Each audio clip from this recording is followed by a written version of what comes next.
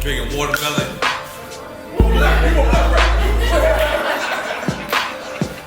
Where am I?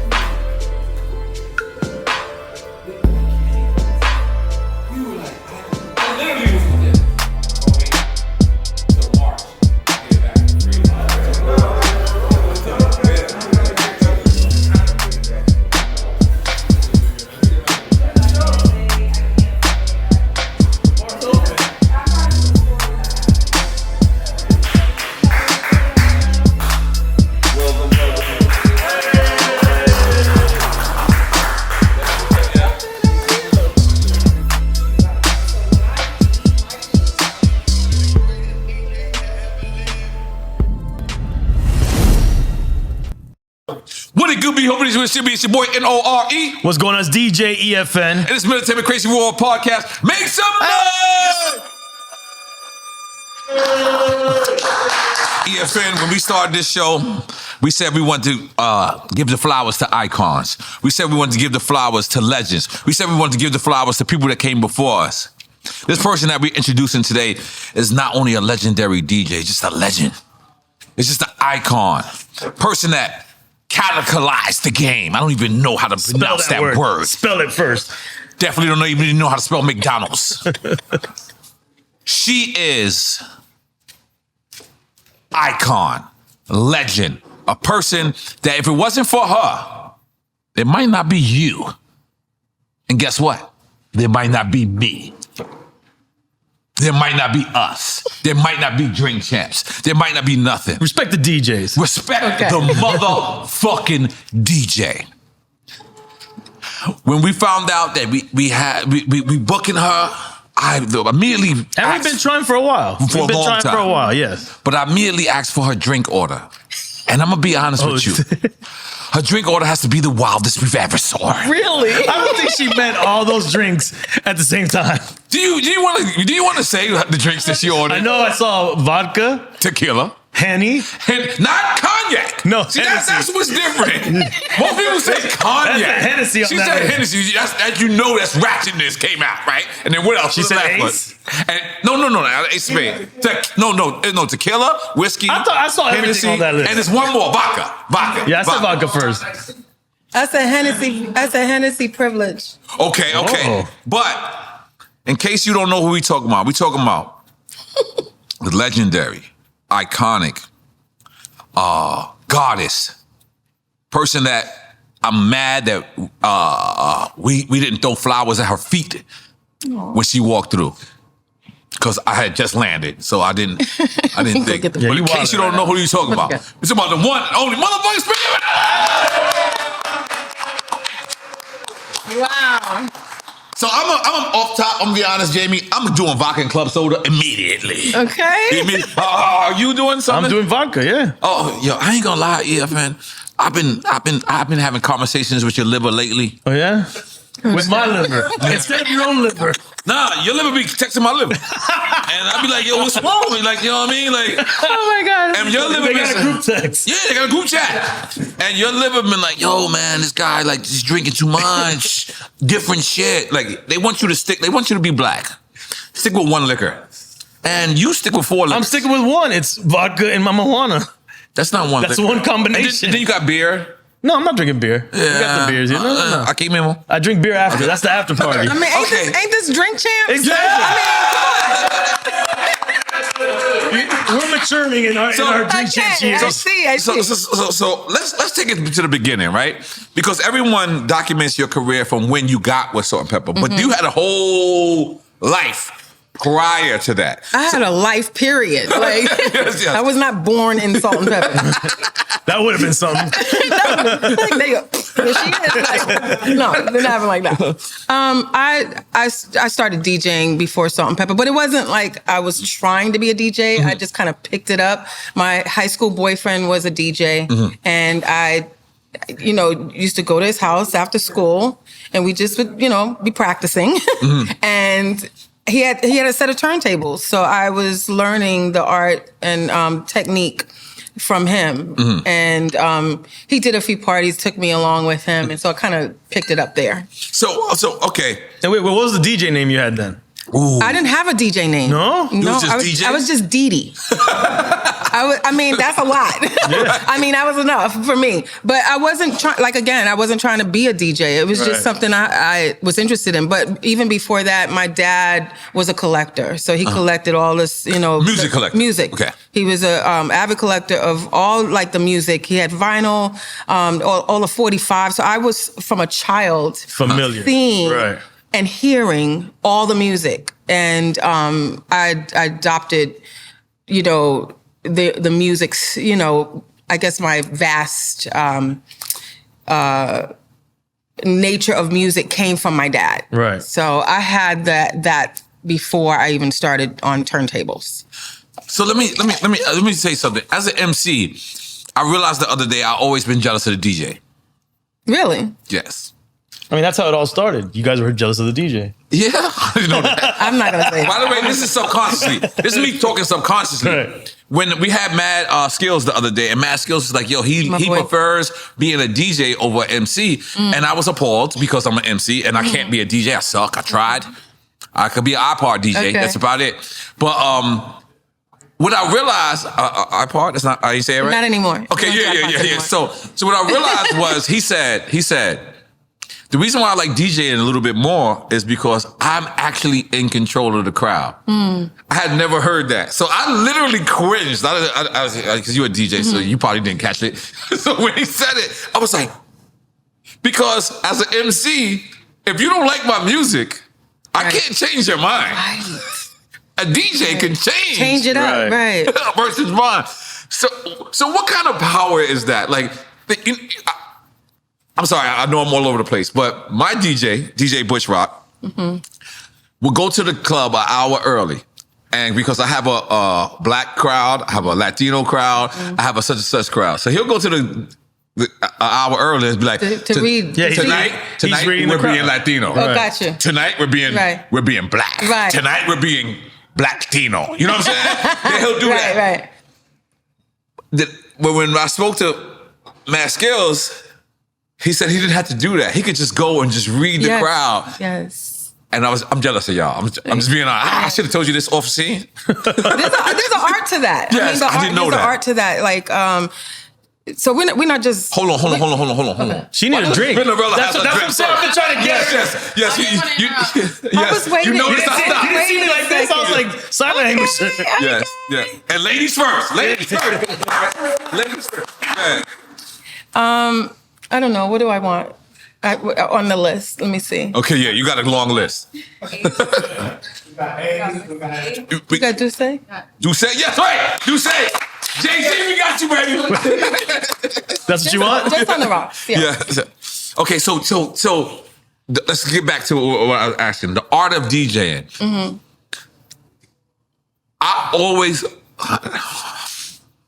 There's an art to it. I always underestimated you guys until I actually investigated. And when I realized, holy shit, I ain't shit without a DJ. Right. How does that feel to control the crowd? First of all, thank you for that. Yes. I mean, I think that's a compliment because it all started with the DJ. That's right. I think it's hip-hop thing.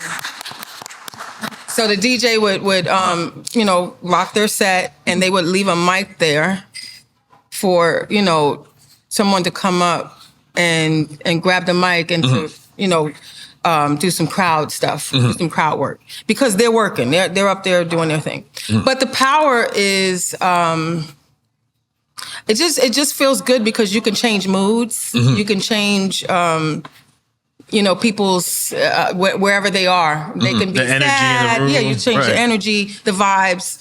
And that's the most beautiful thing. And there were times that I, of course, second guessed myself. Meaning? So just as you as an MC would be like, I idolize the MC. Well, DJs would feel the same way in a sense because we weren't always, and I'm going to speak for myself. Sometimes the MC was always in the front and the DJ is the one behind. So, but when you know your power, and this is just with anything in life, when you know your power, you use it. And knowing that I could change people's mood and make them happy, sad, mad, whatever their vibe is, I can change that. That's powerful. So it's inspiring to me as well, as to those that's listening. To every DJ in the world, I apologize for underestimating your job because I kid you not. It's the first thing I think of when I think of a party. I'm like, who's going to DJ? But no, what you really should think about is every successful artist has a DJ. The DJ is the one that made the success. The DJ and the obviously the consumer, the audience. Yeah, but it was the DJ. So let me ask you, Spin. At one point, the DJ was the focal point. Like it was like you didn't. Not to say it like this, but you knew about Rakim. But you kind of came to see Eric B. I don't want to like throw Salt-N-Pepa. Damn. Yeah, right. That sounded crazy. I didn't even realize but at one point, people really came to see you. Like they were like really like, because the DJ was the forefront. When did that transition from the DJ being everything to the DJ being just behind? Okay. I don't know when the transition. I feel like that was in. Okay, let's think about it. The golden era of hip hop is considered probably the late '80s. Late '80s to early '90s. I think it's the early '90s. Yeah. To early '90s, and in that time frame, so the late '80s. Think of all the groups that had DJs: Houdini, Run DMC, LL Cool J, Public Enemy, Salt-N-Pepa, NWA, Jazzy Jeff, Fresh Prince. That was the thing, right? Even EPMD with DJ Scratch. Once that moved, Naughty by Nature. Beastie Boys with Hurricane. The Beastie Boys. When that transitioned, I feel like that may have happened when the gangsta era came in. Ooh. Maybe? You don't think Instant Replay, I think, had a big part in that when artists said we don't really need a DJ? Are you blaming Instant Replay or are you blaming equipment, period? Because are you saying when they move from the vibe? I'm looking at the time frame. Right. I don't know, what particular hardware there was, that transition. I'm looking at the time frame and when the DJ started to become more behind the scenes. You know what I'm saying? It started the MC was all in the front. Right. So, and that to me was around 88? No, later. 89? 90. No, 90. Okay. Yeah. Because and I'm not, everybody's going to say, oh, you're defending the West Coast. Think about the groups that were out in the 90s. But even the gangster artists, like if you think about NWA had Dre and Yella. Okay. They had DJ Quick is DJ Quick. Oh, shit. That's after the fact. Yeah. That's after the fact. The Alcoholics had E Swift. And he's the mid-90s. From the West. Think of mid-90s. Yeah. Well, Tribe was out. Tribe was my shit. And they had a DJ. They had a DJ. Even artists. I'm just thinking of the time frame that when that transition happened. You had Wu-Tang. Who was the DJ for Wu-Tang? Was Mathematics, right? Yeah. Okay, so, but there was a switch. There was a switch up that happened, and I'm looking at the time frame, and I feel like mid '90s to late '90s that changed. That for sure. changed. And I also remember when KRS-One used to talk about the DJ back. Like he actually did a song about DJs. This was like was it the late '90s? I'm not sure when it was, but it made me think like he gave respect to the DJ. This is after the fact. This is when the DJ was kind of like in the background, faded out. But yeah, De La Soul. I could go on and on how important the DJ is in a group, especially when it comes to hip hop. Well, at one point, the DJ was the most important. Like, shit. The beginning. Yeah. Shit, I related to my own career. I remember at one point we used to go to Europe, perform, and they'd be like, all right, get on the stage. Let's see what your DJ got. They say what? They said get off. Let's see what your DJ got. Get off the stage. Yeah, like get on stage. We finished it. Oh, finished get our on performance. stage. Okay. Get off, and then they were like, because that's the contract we signed. Our DJ will perform prior to us performing, and then afterwards. Right, he'll do a set. And have the crowd moving. Yes, the crowd up, right. So hip hop has been. I feel like you come from the purest form of hip hop. And I feel like, here, take some Hennessy. Do say, excuse me. baby. Salud. Cheers. Salud. And I'm gonna say it for myself. I was in St. Thomas the other day, and my wife's friends pulled up, and they was playing some music that was horrible. Oh shit. I mean, no. It wasn't horrible. It was horrible to my tasting. Right. I'm a 46-year-old man. I'm married. I'm in love. Okay. I have children. And I don't want to be hearing. Okay. I was appalled. What song was that, though? What song was it? That's what I want to know. In St. Thomas? What was they playing? No. It wasn't a St. Thomas song. Okay. It was nowadays. It was like a hip-hop song? Hip hop. Modern. And when I was listening to this young woman lyrics, Oh shit. Who was you talking about? you know what I'm saying to myself? I am now the old man because I was saying shit like shoot up your block to make you know me. That shit is appalling. Right. But they talking about Yeah. You have officially crossed that line. I can't say because as soon as I say y'all gonna know what I'm gonna know about. Right. Okay. And by the way, I'm not offended of her, but I was just like, damn, there's so much vulgar music. Like if I have a kid right now, I'm gonna tell my kid, do not listen to this. Okay, so let me just remind you of what we listened to back then. We did have some vulgar music Yes. back then. Did we not forget? Coochie rap? Luke. Do we not forget? Little Kim and Foxy Brown, right there. Got both of the albums. I mean, come on.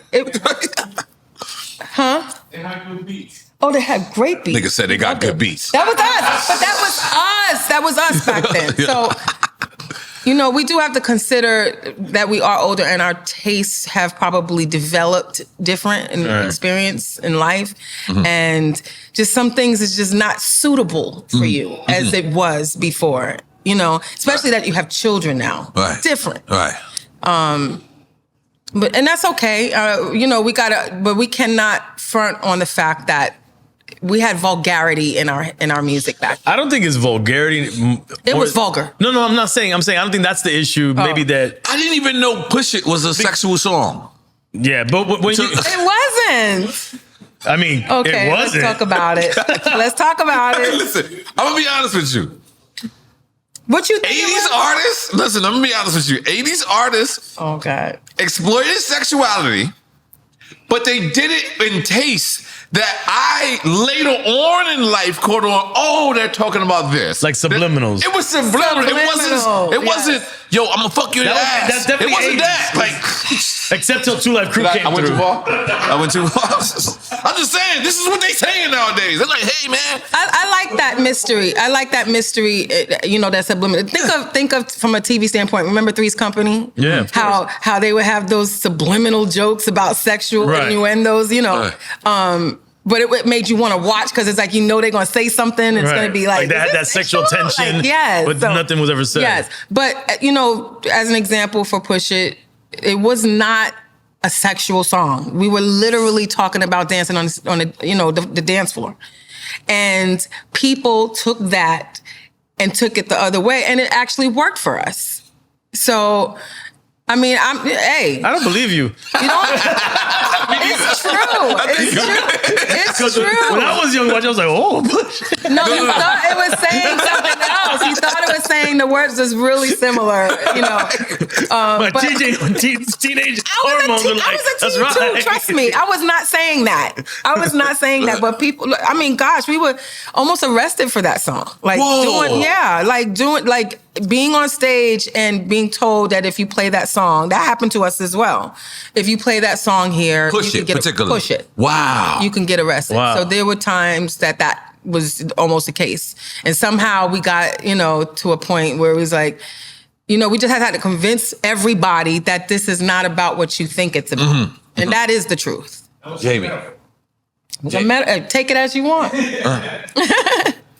Okay. So we interviewed, who did we interview? And they said that they were getting threatened every night. TK Kirkland, the Eazy-E. Yeah, he was on the tour with NWA. every night. Yep. Was that a similar situation? It was similar. And trust me, it wasn't just NWA that was dealing with that. I'm sure there was a lot of artists that had that because back then, there was, I don't know, if there was no parameters. Right.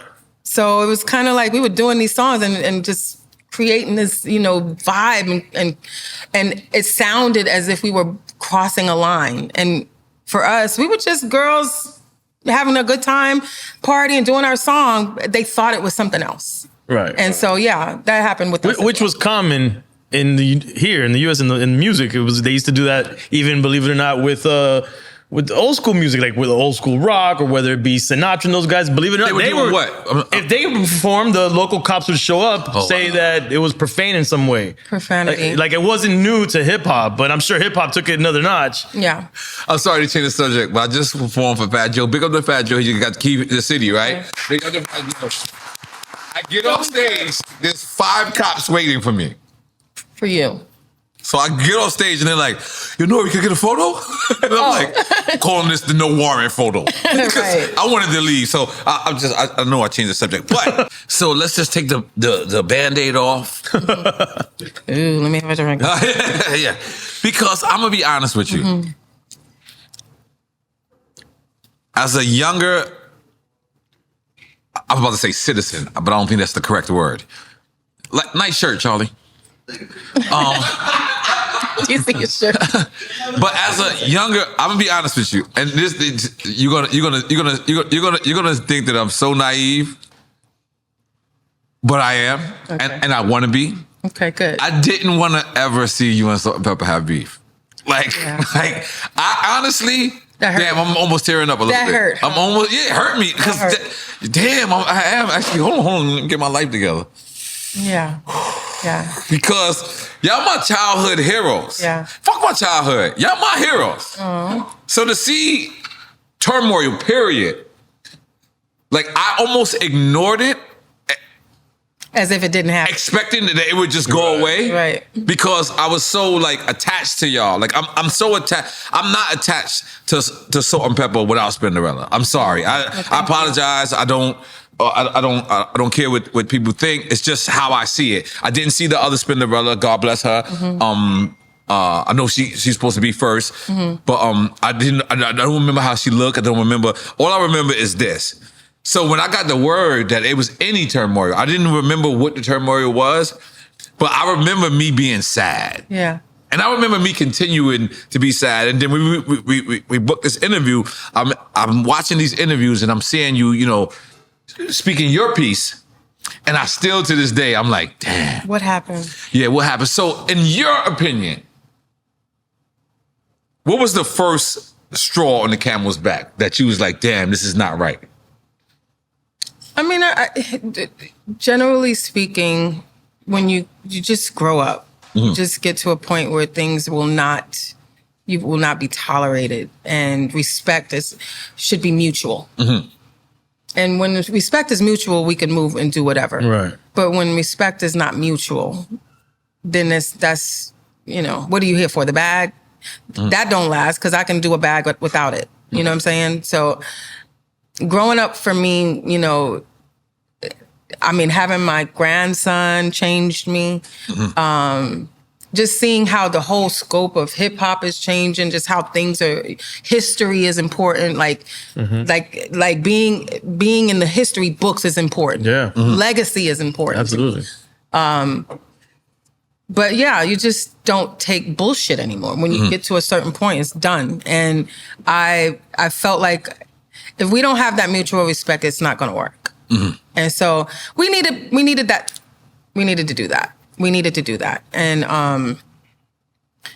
I know how people feel. Like it really hurt people. Like no, I'm one of them. Like a dagger. I'm one of them. I had to just fight my tears. But you have to understand. I'm sorry, but get him some tissue. No, I'm dead serious. I'm not lying. It's like you just have to. It's bigger than this group. Like it's life. It's like you just don't want to deal with, shit that you don't have to.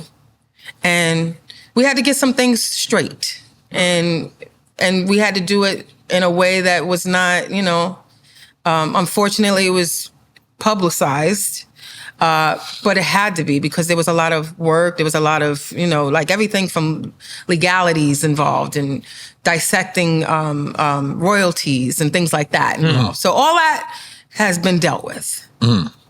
All that, thankfully. It's been settled. It's been settled. Oh, Everything gotcha. has been good. Well, the business side has been dealt with. The business side has been handled, and But the friendships are irreparable. I'm not going to say it's. I'm not going to say it's not. It's dead in the water. I'm going to say I'm always going to be open. My heart is always open. So, fortunately, we did come together. We got a star on the Hollywood Walk of Fame, and we got acknowledged. We got acknowledged. For other things as well. And it's just it's like in any relationship. Sometimes it just it dissolves. It's something you outgrow it. You're there for a time, and you're there for a reason, and you just move on. But I'm sorry, but I just want you to know how much y'all meant to us. How much you mean to us. Not meant. Meant is past tense, and I'm a little smarter than that. Okay. How much you mean to us. You guys evolutionize the woman category. Like, you made sure that, like, woman was represented in hip hop. Oh yeah. And for that, like, you could never take that away. What I'm saying is, again, I want to reiterate what I said earlier, because if this wasn't no Salt-N-Pepa and Spinderella, there wouldn't be no fucking Capone Noriega and DJ EFN. All right. So if there's any way that you can amend it, I recommend you do, because I love to see y'all three together. Like, it's like Voltron, you know what I'm saying? Like, it's like when I see y'all three, like I actually get goosebumps. I actually do. And so I just want to commend y'all for maintaining that. And it was one of probably the worst fan moments of my life. Oh my God. Seeing y'all go through it, because I honestly looked at it and then like try to act like I ignored it. like I didn't just see that. No, that shit was crazy. Yeah. That shit was crazy. Think about groups though. Right. All the groups. It's not perfect. Right. Yeah. I mean, especially groups from back in the days, it's not perfect. Right. You name them, and they have those issues. Or starting young, and then you grow into different people. Yeah, we all like excited, in the beginning, and then we grow up and we turn into who we are, and then we just kind of grow apart. But I noticed that that's the case with most groups. Yeah. I love to see I love to see Jeff and Will together. I love that. I like when I see Chuck D and Flav come together. I like when I see just old groups come together. But I do understand that you can't make a square fit into a circle. Right. You cannot. But all of them have beef too. Huh? All of them have beef too. Yeah. Oh, yeah. It's just the difference between y'all and them is that y'all beef was public, and the thing about it is their beef was public. A lot of like whose beef was public? who Public Enemy. Chuck no, not Jeff's. Not Jeff's. No, I'm talking about Public Enemy. That was Chuck and pretty. Flav? Not Public Enemy. Just Chuck. Just Chuck was mad at Flav. At one point, Flav was wilding too. And you right. I forgot that part. I forgot that. But when I see them together, it's like, yes. So I get what y'all are feeling. Let me talk to the fans. Where the fans at? Yeah, all please. of our people out there, trust me. And you know who I got to give some props to? Please. Peppa. So Pep, in the end, she has been always the glue. Like it hasn't been perfect with the three of us. And we got our things about us. But Pep will go to no end to make something come together. You know what I'm saying? And, we've talked on a bunch of occasions, and, we're just leaving the door open. We're at that point. But we're just hold leaving on. the door. To backtrack a little, for people who don't know the situation, you don't have to go into it, because I'm sure you're sick of talking about it. But on the business side of it, what did you learn that you could have done differently for it to not end up business-wise? I was young. And there was no contract, number one. So contract as far as road, or contract as far as internal? Internal, nothing. Holy moly. There was no contract. It was like a handshake. I didn't understand. Yeah, it was like, look, we want you to DJ for us, audition for us, without a contract. There was no contract, and I was 16, so I was like, ooh, okay, whatever. Right. But even when I got older, I did ask, can we produce something, some kind of something assigned to. But, their argument is it was Herbie who brought me to, in the group. Right. It was Herbie's group. Herbie was the creator of Salt-N-Pepa. And Salt-N-Pepa both from Queens. You're from? Brooklyn. Brooklyn, okay. And Herbie's Pink Houses. Pink Houses, yes. East New York. You'd be stabbed a lot of people. Watch out, guys. Watch out, guys. But yeah, so Herbie was the one who, and he was the one who brought Peppa in, and he actually it was Salt who brought Peppa in. But we didn't have a contract, so that's how important contracts are. Mm-hmm. And if you don't have that, you really don't have a leg to stand on. So, and that's bad on both sides. Right. Them as the unit and me as the DJ coming into the unit. But to my point, I wanted to make things right, from a legal standpoint, make sure let's produce a contract. And when I would do that, I would get pushback from that, We like it the way it is. Leave it alone, so. Let me stop you for a second. Because I heard you say this, but I need to hear you say this. Mm-hmm. So you saying there was gigs that you were doing and wasn't getting paid for? Oh, no. Yeah. There was, what's the word? Promotional.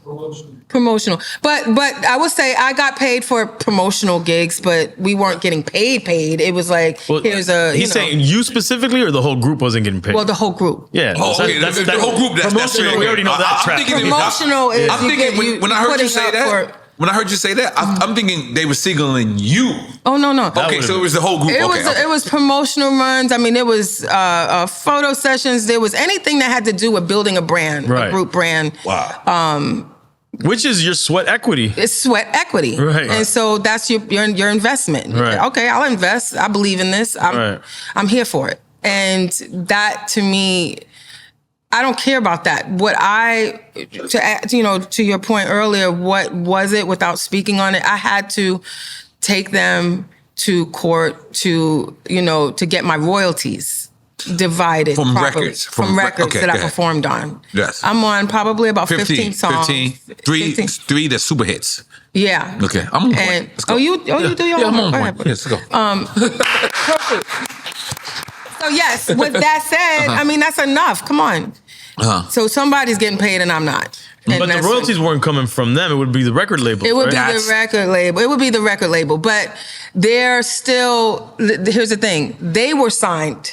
And that means they were signed to the record label. Uh-huh. But I wasn't. And so with our voices together and our performances together on something, they had their names as the receivers, as the performers, and I didn't have mine. So your shares that shares, I was fighting for my shares. Fuck, you're right.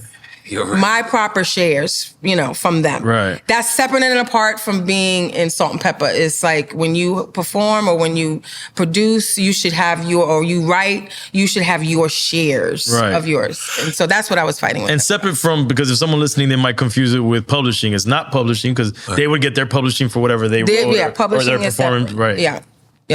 But I did produce a couple of things for Salt-N-Pepa.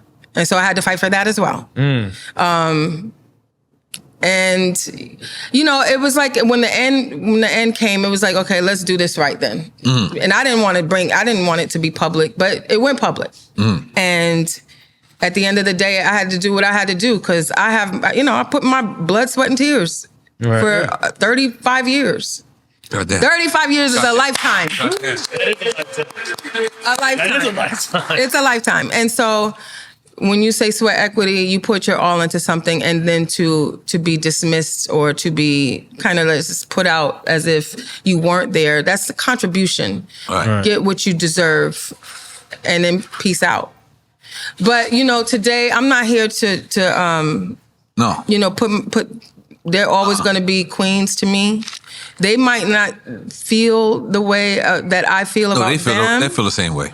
But it doesn't matter to me. I'm a grown woman. I'm a queen. I'm gonna fix my sister's crowns. If I can help you, I will always do that. But I'm gonna fight for mine. Right. And I'm gonna show you how to fight.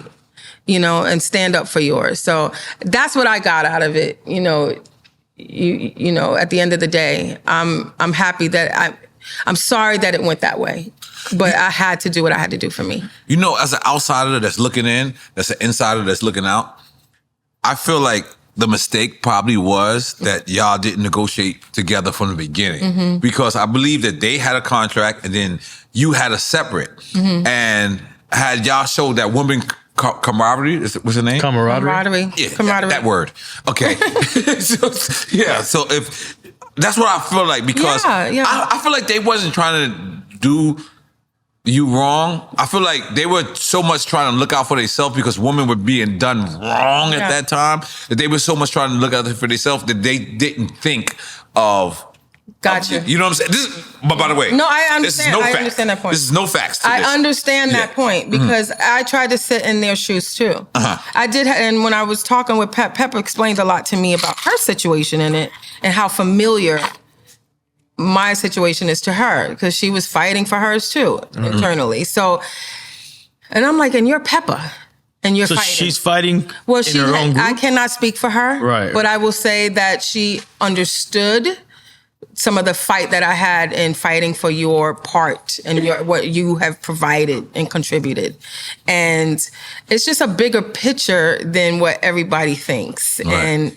And, you know, as a writer, as a producer, as a performer, you should get your share of, you know, what you put into it. And, you know, I'll let her speak about her. But from the sound of it, it's not just them two. It's other entities. Would it be I Herbie believe it's the record whoever? label way more than it's them. Well, they did have fights with Herbie about stuff, but I feel like they absolved it. But at the end of the day, I'm looking at my situation. Right. I Which is can't all that speak matters on right now, Salt, right. And I can't speak on Peppa. I wish them well. You know, and the door is always open. We said that. We would love to see you guys together. At my birthday But party. I have to say, you have to kind of take care of you Right. in the end, and you got to make sure you're good. Okay. In order for the door to be open, Right. like Okay. for us to come together again, business got to be handled. I respect When I handle my business, my team, shout out to my team. Shout out to your team. Shout out to my manager, LJ. He's been my manager. I'm a loyal person. I have the same people with me for forever. My manager, LJ, he said to say hi to y'all. Okay. Big up LJ. He's been my manager for almost 20 years. So my husband, Big up your husband. my husband Q, my daughter Christy, she's a DJ too. So, you know, I'm constantly making sure she's good, because she's out there, you know, just making sure she's right, contracts and everything. But having the right people around you keeps you right. And so when I leave my team and then I go into Salt-N-Pepa, I need to make sure that's right. I know how it should be. And so from this moment on, should a door open there again, we're going to be good. We're going to be good, because all contracts will be right. We'll make sure everybody is right. And I feel like back then we didn't have the right conversations about doing that, because I did bring it up. Let's do a contract. Let's do a contract. Did somebody present you with that and say, "Yo, listen, you need a contract," or that's something you came up with? I came up. Okay, cool. Continue. I came up with it. Okay. And when Herbie was gone, I think when Herbie left back in the early 90s, it was kind of like, I'm just kind of floating here. I'm just kind of just floating. And I mean, they definitely paid me, when I did my gigs or whatever. But when it came to promoting the albums and pushing the albums and performing on the albums, I wasn't getting my cut. So I had to make sure I got mine. And so that's why it took that long to do it. And when it was said and done, we settled. And when you settle, that means we're all on the same page. Right. You know, as a kid, when I heard this, I was like, "Oh, that's just a rumor." As a kid, you heard this? Like, yeah. Yeah, well, this is a long-term situation. Yeah, It's been a long time. Well, you talking about, okay, so I mean, as a kid, though. I was a kid in mind. Why are you trying to make me am I that old? Like they didn't break up in the early 90s. It was... No, we didn't break up in the early 90s, but we had issues. We had issues back in the late 90s. Late 90s, I remember hearing I remember rumors like of- 94, How old were you? 95. I'm 47. I'm 46. Yeah, I'll be 47 next month. So we're talking about 20-something years. Yeah. Yeah.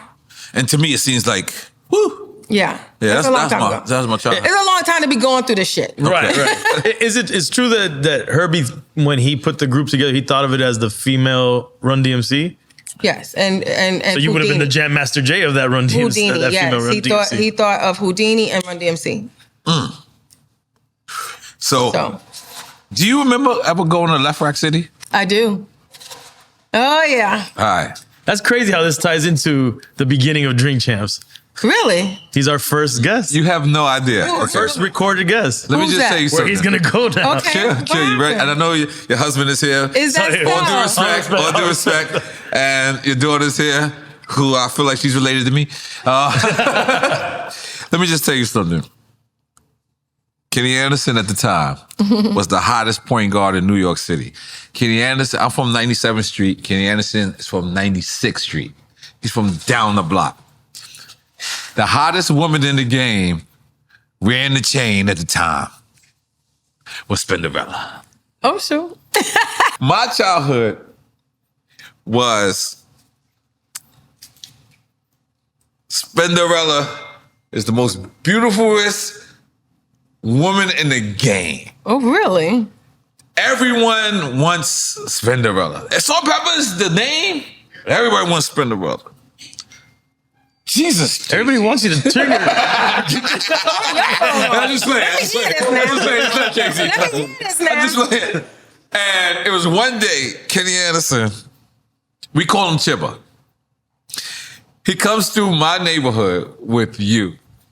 And when I tell you, that was like a goal.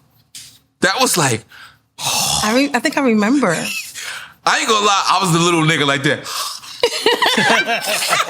It was me. In case you don't know, that little dirty nigga probably didn't clean my ears. I was like, holy shit. And that shit changed my childhood.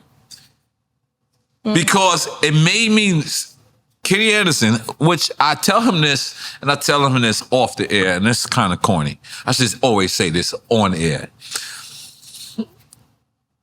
He made me who I am. One of those, it's 2 days. I tell you the LA day. Remember when I first hit #1? And it was this day. This is way before I was a rapper. And he came through the hood with you.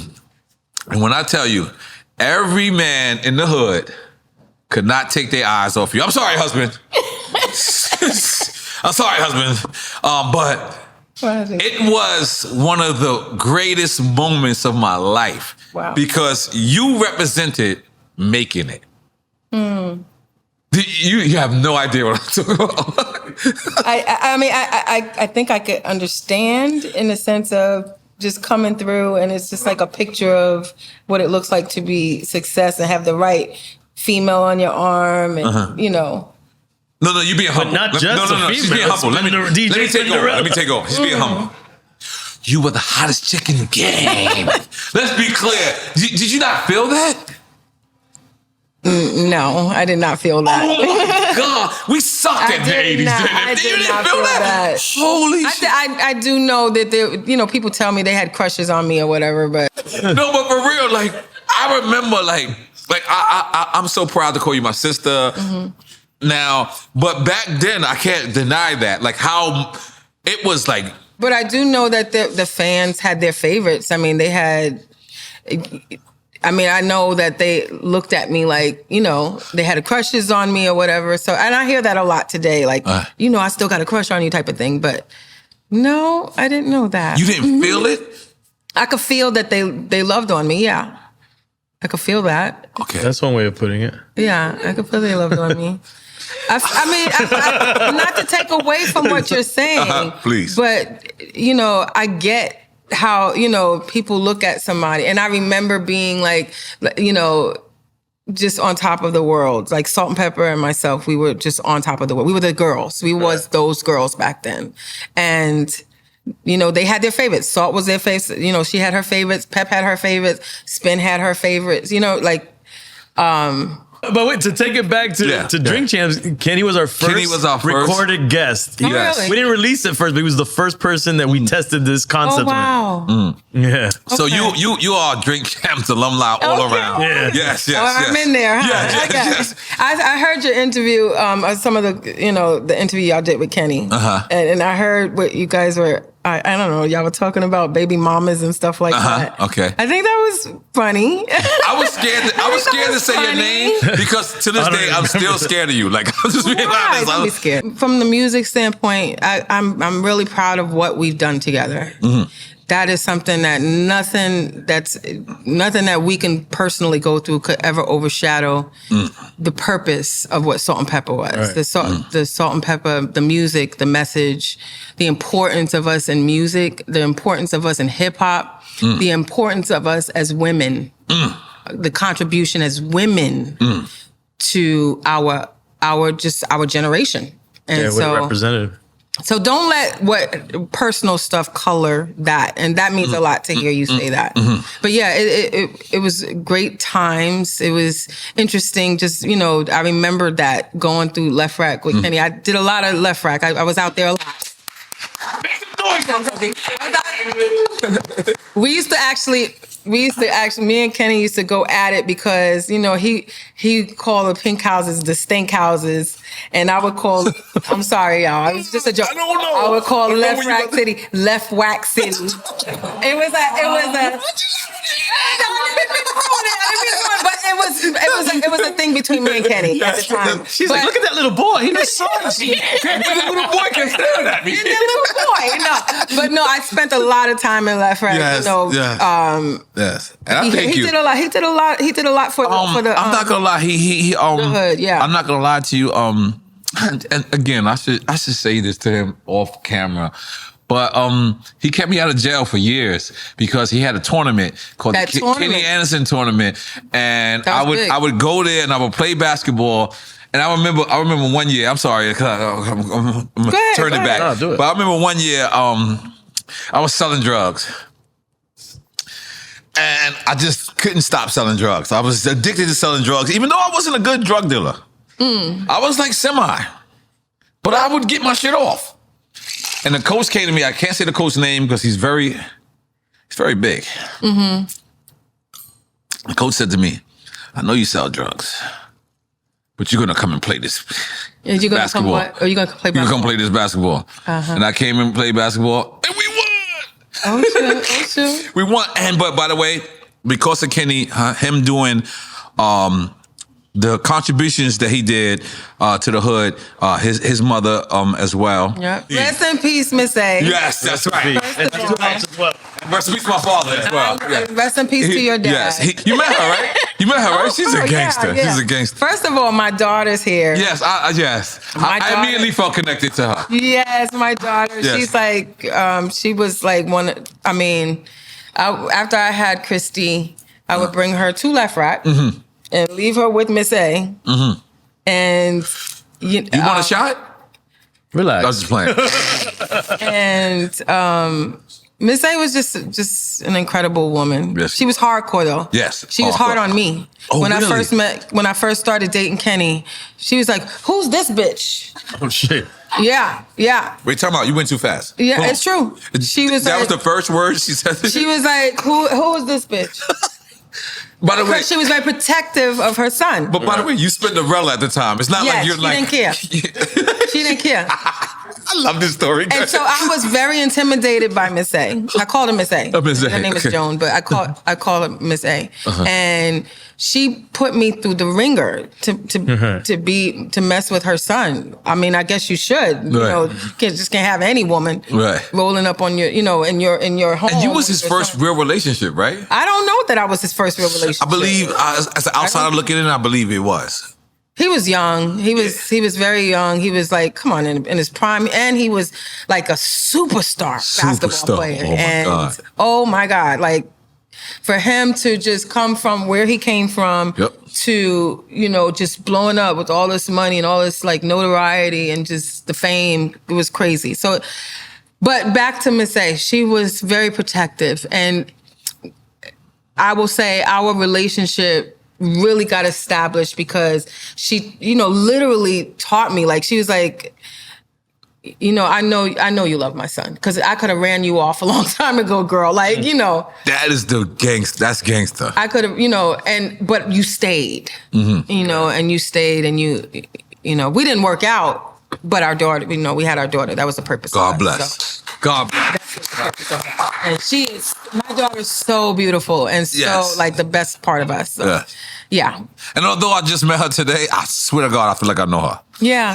Well, you might have seen her when she was really young. She used to come to Left Rack all the time. Yeah. So, she was with Miss A. But yeah, there it is. Okay. So our show is about giving people their flowers.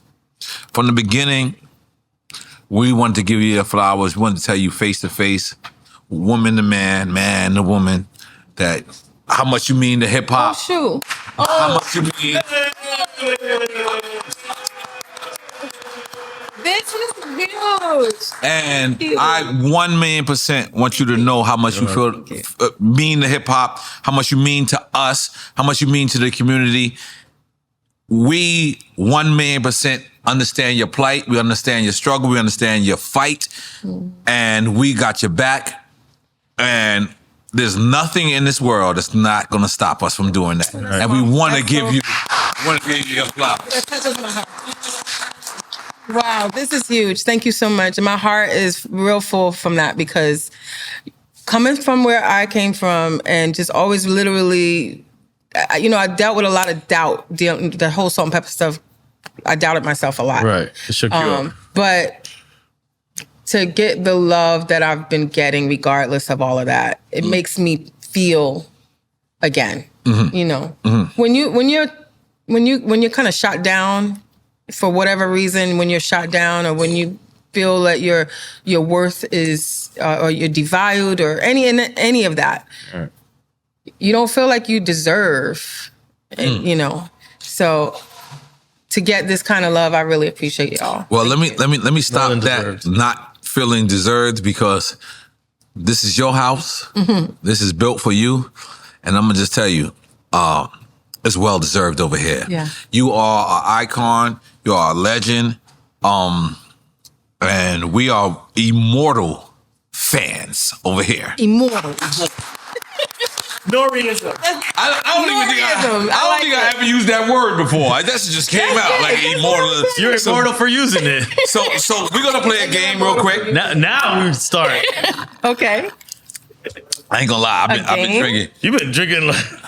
But I didn't drink last episode. So. And I saw Keith Murray. Did I tell you? You got to talk about that. Me and Keith Murray had fake Keith. Oh, really? Uh-oh. Ooh, what happened with that? They even taking over the interview. Okay, so I'm at Fat Joe's concert, and I feel somebody touching my leg. Right. Because by the way, I didn't go to Fat Joe concert to perform. I went there to be a fan, right? And just get the fuck out of here. I was like, yo, I can't not leave. I mean, I gotta leave tomorrow. And they're like, why? And I was like, I got Spinderella. I said, I ain't missing this. Mm-hmm. They're like, okay, cool, thank you. I hear somebody. I said, I hear somebody. I felt somebody with my leg. I turn around. It's a guy with a bandana, glasses, and a joint. And I look. And I just see his eyes. Keith Murray. When I tell you, I didn't tell nobody around me. I didn't say, yo, walk with me. I just seen him. I was like, what's up, Keith Murray? And he was like, my heart. My heart? What? What do you mean? That's... Keith tested me if I'm lying. He said, my heart. And you know what I said? My heart. Oh, you sure? Yeah, I did too. I said it back. I ain't gonna lie. I like my heart. Because I wanted testament to hip hop. Shout out Keith Murray, man. We had a misunderstanding. Mm-hmm. He thought something about me, which I liked it, but it was false. Mm-hmm. He was like, no, he's Hollywood. He's different now. By the way, I don't get pedicures. Look at my shit. Look at my nails is fucked up. I don't get pedicures. I should though. But I seen them. We talked. We worked it out. They filmed it. Right. They filmed it the whole time. The whole time his people filmed it, and I never said don't film. Because I wanted this documented. Yeah. That don't ever say that. Because Drink Champs, we're for our legends, man. The thing about it is, so many times in this game, people get 10 years or more. And you know what they say? They say you're washed up. They say you're done. Right.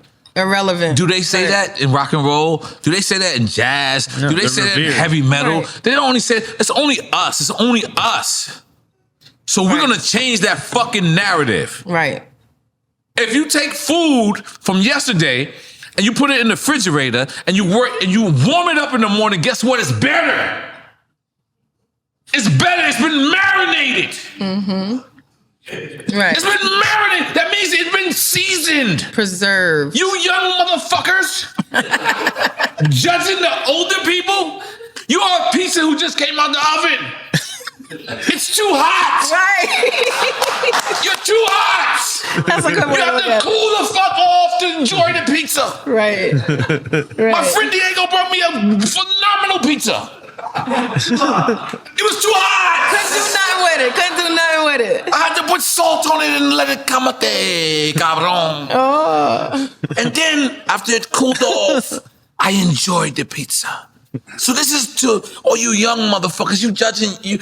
One of the dumbest shit you could say as a young person is, "You old motherfucker." What? You're gonna want to be old like me one day. That's the goal. Right. Idiot. Right. The goal is not to die young. The goal is To grow. to grow. Right. Idiots. And guess what? When I'm sorry, I had a moment. I don't know let me what add happened. on to that. When someone says you're old, you're older too. We're both old. Look, you're not going backward. Right. We're both going up together. Like, it doesn't make sense. And it doesn't to me. stop. It doesn't. It's like, how am I old and you're not? We're both growing. You know. So I don't get that. The whole irrelevant thing. When people say you're irrelevant, I'm like, to who? You? Yeah. I don't know. It's weird. You know what I love?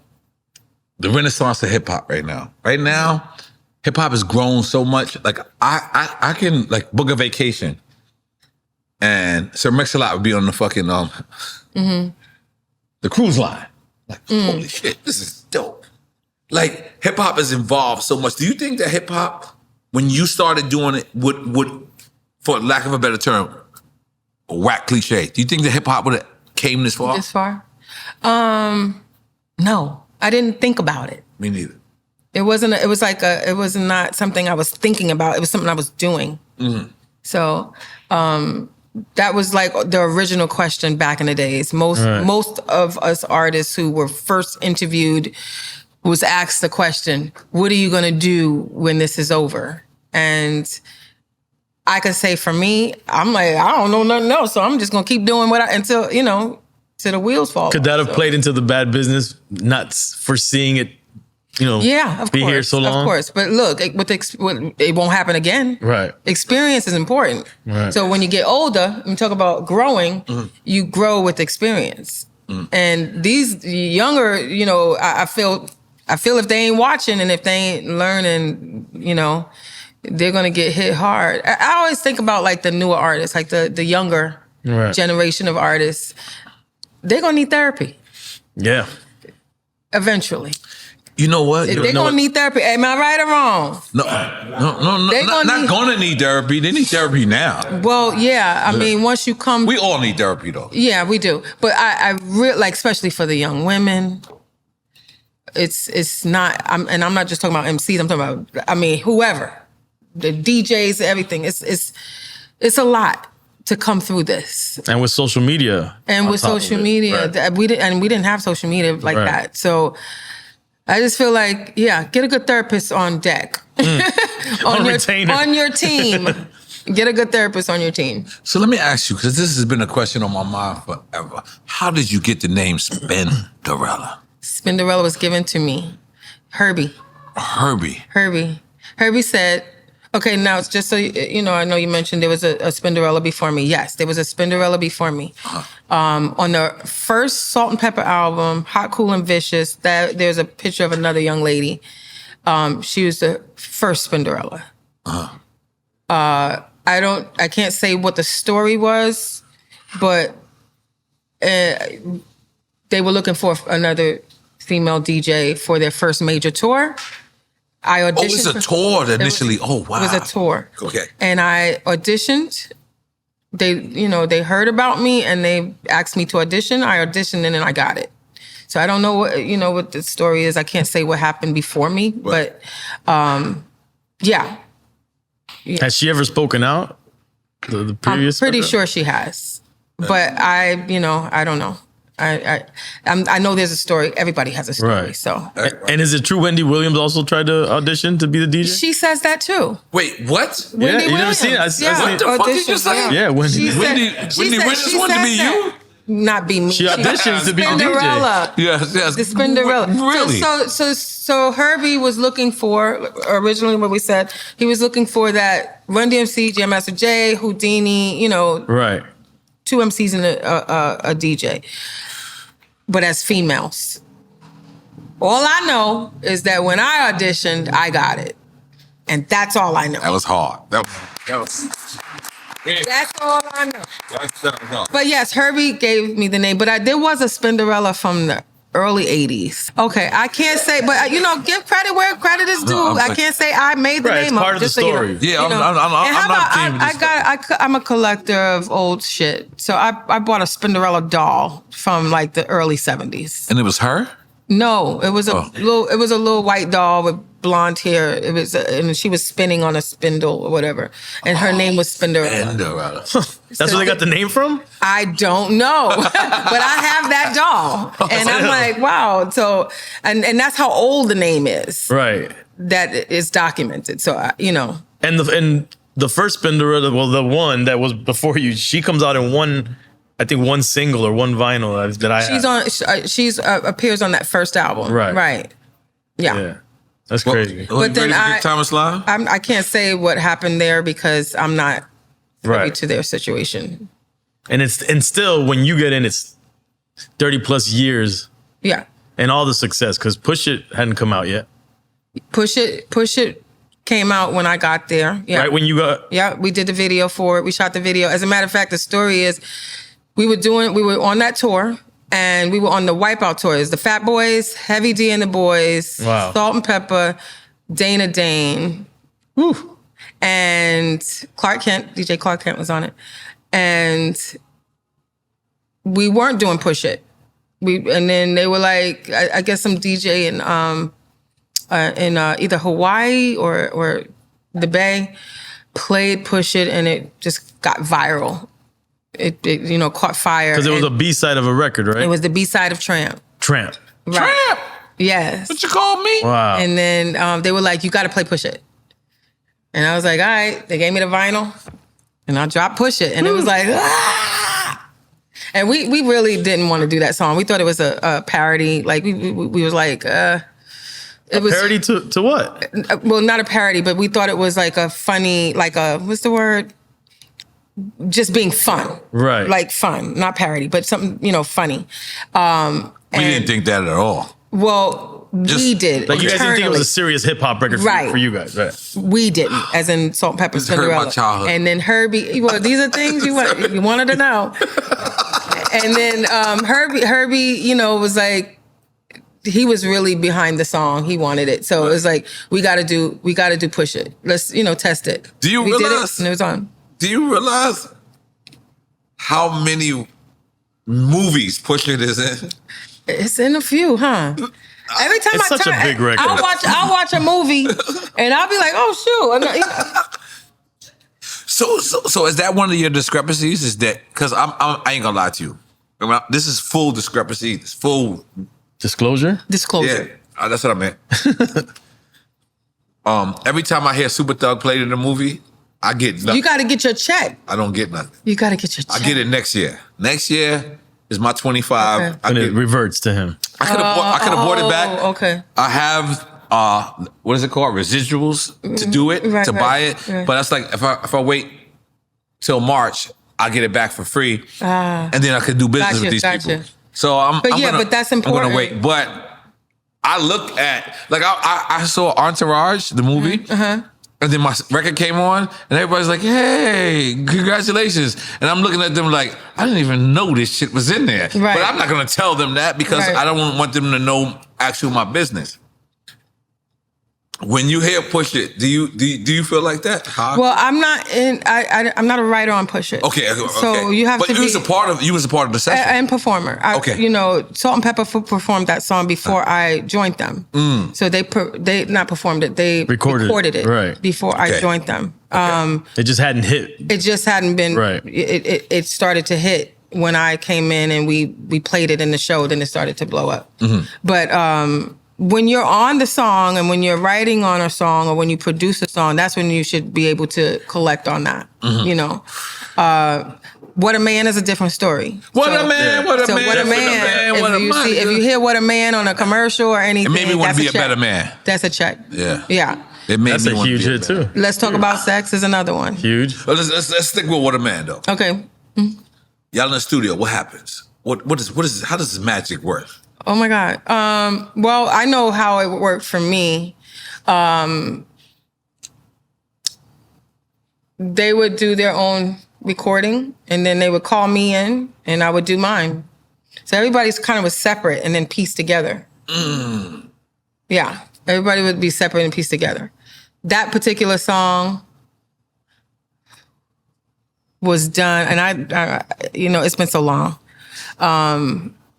Yeah, it would just be like if I recorded on a song, it'd be like, Dee Dee, can you come in at 7 o'clock? Sorry, you said Dee Dee? My name is Dee Dee. I love that. But they called you Dee Dee? Yeah. They didn't call you Spinderella? Yeah, they call me Dee Dee. I call them Cheryl. I still call her. We call Peppa Sandy. In your life. We call us by each other by our first names. Right. I don't think you never called me Victor neither. When we get pissed, we call each other by first names. No, when you get pissed, I call you Paco. I say Paco. You can call me Paco. Yes. Yeah. This is when That's how you know somebody. Yeah. You know. Yeah, we call each other. But yes, it went like that when it was time to record. And I know when I started doing, I didn't really know that I had the talent of rapping. You know what I'm saying? Right. I didn't know. I was just like, all right, whatever. I was just DJing, doing my thing. And then Herbie would call me in and be like, come do the song. Oh, you sound good on that. Come do this one. Come do this one. And so that's how it went. It was like... And you were writing your own stuff?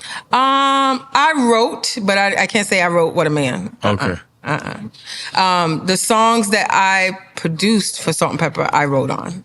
Got it. The fish today. Sorry. Yeah. That's incredible. Quick time of slime. Oh. You explain her the rules. The rules. Okay. Is this a game? Let's get her. Yes. Is this a game? This is our drinking game. Yeah. Oh shit. Okay. By the way, you should have told me that before I started drinking. I'm gonna be honest with you. I said it earlier, but she has the wildest drink order in Drink Champs history. I do? Yeah. Right. Am I lying? She's top 3. I just don't think she meant to all of that at once. I don't think she. Yo, What y'all That's the say? way he took it. When we said the drink, he's like, "Didn't she want vodka, Henny, Ace? What was the other thing? No. Like, Tequila. Yo. Wake up, brother. What's the 4 orders? He said, who, me? Yo, listen, man. I know you're single and shit. And you're trying to get somebody to go with you to Turks. But chill out. Her order was vodka, Hennessy, not cognac. No, not cognac. That's what threw me off. I was like, most people say cognac and like they will say any. She said, you said Hennessy. Hennessy I said, is on my rider. no, I was like Spinderella on the fight. No, my rider. Like, We call Hennessy fight me juice. so Hennessy is fighting Hennessy juice. is on my rider. That's like, it's like Hennessy privilege, though. It has to be privileged. See, we didn't get the privilege sign. Yeah, nobody Okay, wrote so that. vodka, Hennessy, whiskey, and tequila. By the way, I was asked the question. I'm gonna be honest, sis. I was asked the question, what do you drink? I said, I drink all of that. Sis, when I see this order, I was like, it's going down. He has one. You got a drink, babe? Yes, please, come on. Husband, get your ass a drink, man. This is, Okay. Christy, you want a drink? My daughter wants a drink. Would you mind? yes, please. Okay, I'm ready for the game. Okay, let's go. Actually, before we start, I want to say happy birthday to Kayla. It's her 21st birthday. That's Charlie's daughter. That's her family. Shout out to her. I told her this would be a great episode for her to come. Such a good role model to be here. Yes. Okay, Leo. Yeah. Leo season. Hey. Wait, all right, so Ready? Leo goes and then Virgo's after, right? Yeah, I guess you're next, aren't you? Are you All Virgo? right. Yeah, I'm Virgo. Okay. I'm My Vir- daughter's a Virgo. You a Virgo? What's your date? Is that you? And he kept saying, we related. She said September. September 5th. Wait, he is stuck. And you said He's weirded out now. What? Look at that.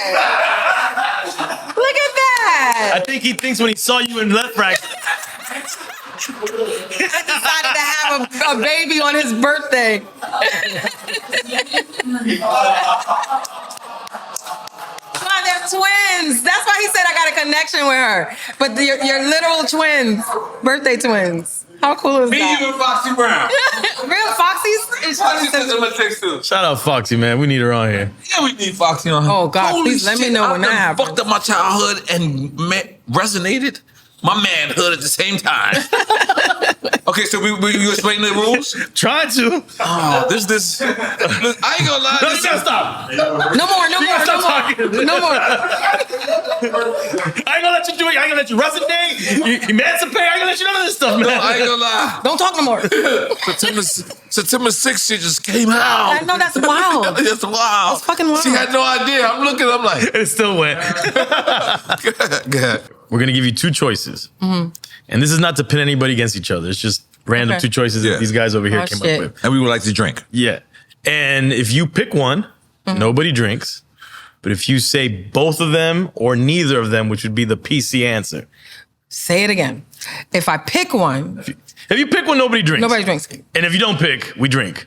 As in all of us. Basically, all of us. We all drink together. Yeah. We're all gonna get drunk at I'm the same going to time. pick one. Don't worry. All right. And if you have stories with anybody, please elaborate. Elaborate. Okay. And it's whatever the reason in your mind is. It's maybe What you. would be the reason of choosing one? One over the One might other? be more a friend of yours. One A you might like their connection? music Some more. kind of It's connection? whatever it is. It's What what. stands out more to me? Yeah. Okay.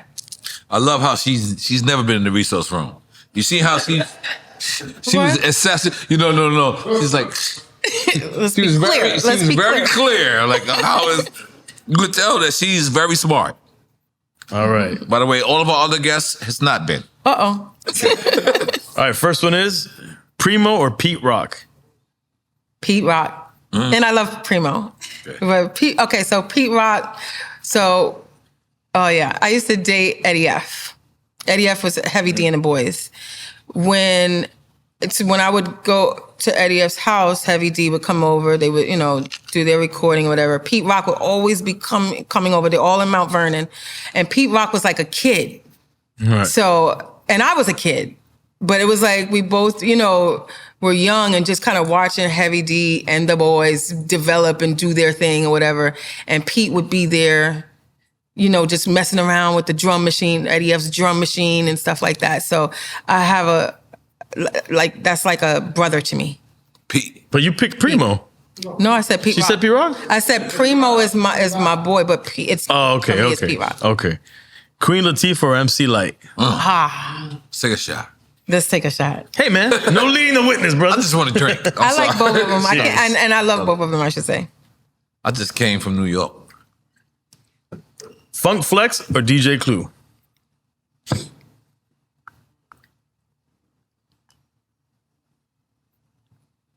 Cheers.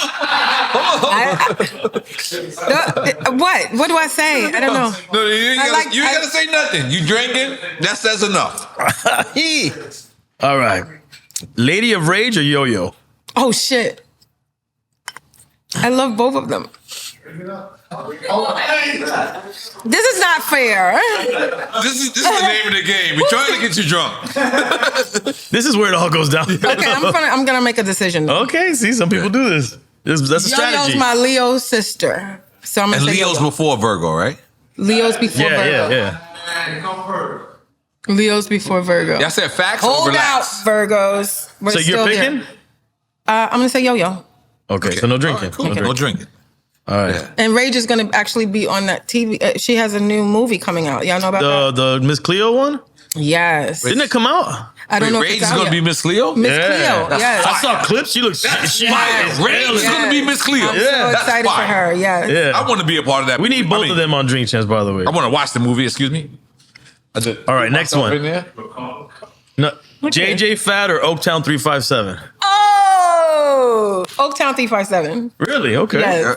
Because Sweet LD is my girl, and she lives in Dallas. We live in Dallas, so she comes in. We hang out. Did you guys tour with Hammer and them? Yes, we did. That must have been crazy show. Honey, Hammer. Did you just Hammer. did you say honey? Honey. That's old school shit right there. Listen here. Let me tell you about I'm gonna Hammer. start calling niggas honey. Let me Yo, tell you honey. Let me tell you about Hammer. Hammer was put on, like, he was, when we were on that tour, was it the Wipe tour? It might have been, I don't know if it was the Wipe Out tour or the other tour. But Hammer would be, when we would come to the West Coast, Hammer would open. By the end of the tour, Hammer was closing. So, I mean, because he was that man, he was that dope. Wait, when you started on his side, he was opening? He was opening. And then by the end, he was closing. So he had on skinny jeans. That's and then at the end, he had on them baggy jeans. He had on the baggy jeans. He had on the baggy pants. He was He had on the Hammer pants the whole time, though. Oh, Hammer. He had on the big Hammer pants. He was official performance. Yeah, 'cause he was dancing. One That's of why the he wore best those pants. performers, period. All right. No, his energy was Energy, wild. I mean, his dancers, and Sweet LD from 357 was one of them. I used to be on the side of the stage like, oh my God. They were so like, they had like energetic. 100 people on stage. Who wants to go on after Hammer? Right. Not me. This was our train of thought back then. Nobody wanted to go on after Hammer, so yeah. Hammer. He's a legend. Hammer. They put me in the mix. I don't even know what the fuck that meant. All right. But I was like, that's hard. It's hard. They put you in the mix. Hey, I didn't give a fuck. You MTV Raps or Rap City? Rap City. Okay. Any Rap City stories? I've never been on Rap City. What? Oh, no. You picked never- Rap City. I picked Rap City. Oh, in my but I've mind, you never said been MTV but Raps. But I used to love watching it. I mean, I loved, I loved The Basement. I loved, that was my era. How about your Classic. MTV Rap stories? Now I know we you were were one on of there. the first. Right. That's right. At Artists. And Lover and Dr. Dre. And Dr. Dre. And Fat Five Freddy. Yes. We were The one Fat of the Five was first, and then Yeah. right, and we were on Fat Five show. Okay, wow. So yeah, Tell us about that. we were like hip hop's darlings. I don't know, Right. Salt-N-Pepa, and they would call us, but MTV. They loved on us, so we were a part of that earlier stage of hip hop being on Yo MTV. It was an important show. Yeah. So let me ask you, is this a little off topic because we're still on Quick Time Islam, but you knew Tupac, correct? Yes, I met Tupac. Yeah, Met him. I can't say I knew him, but he had a thing for salt. So your memory of Tupac was you seeing him and him saying to you, We're salt. "Where's Salt?" Where your girl? Like that type of thing. But yeah, he was in the What a Man video. Yes. Right. So that was like, He had the herringbone, I don't know. Did Did he? the chain. I don't Okay, no, know. I get what you're I saying. don't remember the video. I'm just like, your memory of that is insane. Yeah, he did have a chain on now, think about right. it. But he was turned, his body was turned. They wouldn't show his face. Oh. It was some political shit. Really? Okay, Yeah. this is after he came home from jail. Yeah. And he was according to, I don't know if it was him, he had an issue with it because he wasn't shown in the video, the What a Man video. He was mad that he wasn't shown. Right. But it had something to do, it was, I don't know.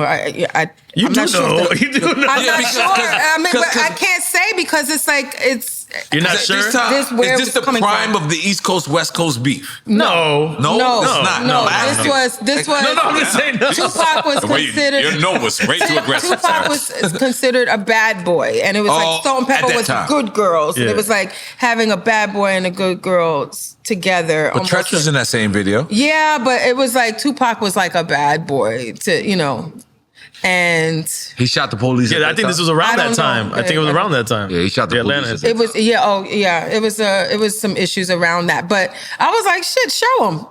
It's like fucking Tupac, That's pop. But yeah, he was real sweet when I met him. So yeah, but he was interested in Salt. She's such a class act, man. Listen, she's such a class act. What? I'm like a therapist. You want me to tell some stuff? No, I'm like Of course he wants you to tell. Yeah, he Yeah, wanted me to tell. has to do it. But I'm like a therapist, and I can analyze people, and I'm just telling you, you're a class act. I really appreciate you. So you know. We didn't expect anything less, though. Yeah. What? You know what? You're right. Right. I didn't expect anything less. Continue the next question. Trina or Eve? Oh, The way you said that. Oh. these are hard, and I love both of them. I'm gonna have to drink. Yeah, enjoy the show. I can't say. You know, the bar's open. I'm trying to see what stories I have for both, but you know, I have respect for both. So, do you have any stories with any one of them? You got to take the shot though. I did. No. Yeah, it's called drink champs, not sip champs. Jamie, you can make her shots a little smaller. You have the illest drink order ever. Huh? All right. Okay, how many more questions do we got? That's the we got quite a few. Okay, that's why I'm taking my time. Oh, we've been having fun. I am not a champ. I'm going to tell you right now, I'm not a champ. No, but your drink order is a champ. Like, when I looked at it, I was like, oh my God. Tequila, whiskey, vodka, and what's the other one? It's the third one. Tequila. I said tequila. Hennessy. Whiskey, vodka. Hennessy. And Hennessy. Privilege. This is what scared me. I said it earlier, but she said Hennessy. Like when people usually say cognac. When you say Hennessy, that means you are in a fight. Everybody who drinks Hennessy. It don't do that for me. It doesn't do that for me. So Hennessy calms you down? No way. No. When I drink Hennessy, I'm going to rock a motherfucking party. I know that. Oh, shit. But yeah, it was on my rider. I don't even drink it like that anymore. This is Fat Joe FaceTiming. Oh, let's see if you pick up. Yeah, every time we film He it. loves to be on Drink Chance. Let's see. Yo, we got Spinderella. We got Spinderella on Drink Chance. All right, you got the green bottle. Ace of Spades. All right. Happy birthday. Hey, congratulations, Joe. Hold on. Say hi to Spinderella. Hey, Joe. I'm good. In here with the antics right now. The shenanigans.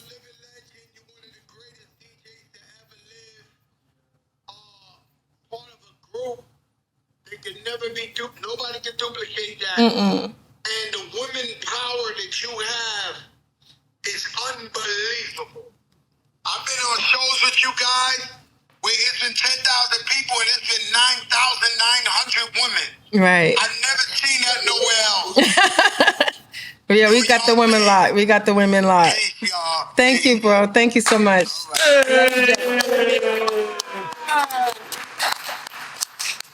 No, I'm man. gonna be honest with you. Don't be dishonest. No, I wouldn't. Listen, I flew up for Joe. He's getting the key to the city. Okay. So I flew up, but I wouldn't miss this for nothing. Really? I really, really want to give you your flowers. Mm-hmm. I really want you to know how important you are to hip hop.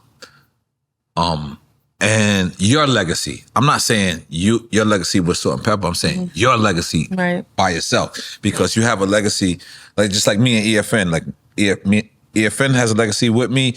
Then I have a legacy with Capone, and then I have a legacy up here. Right. Then EFN has a legacy with me. Then he has a legacy up here. Everybody's got their own journey. And I'm talking about your journey. Right.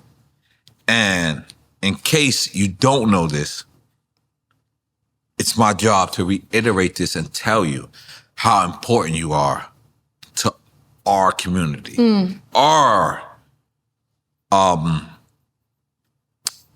I wanted to say Illuminati, but then we were like kind of like this guy. I don't know about that. Our fraternity. Right. Okay. Is a fraternity appropriate? That's better than Illuminati. Is it fraternity like I wouldn't only say guys? Illuminati because I don't know about that.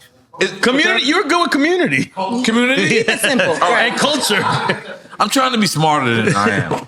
Okay. But I feel you though. Really, really love the way that you paved for our generation. Is that Thank cool? you. Not community, generation is better? That works. Okay. And before we continue the game, yeah. I just want to let y'all know, because I kept saying, I remember this concept of me coming on here. It had to be a couple of years now.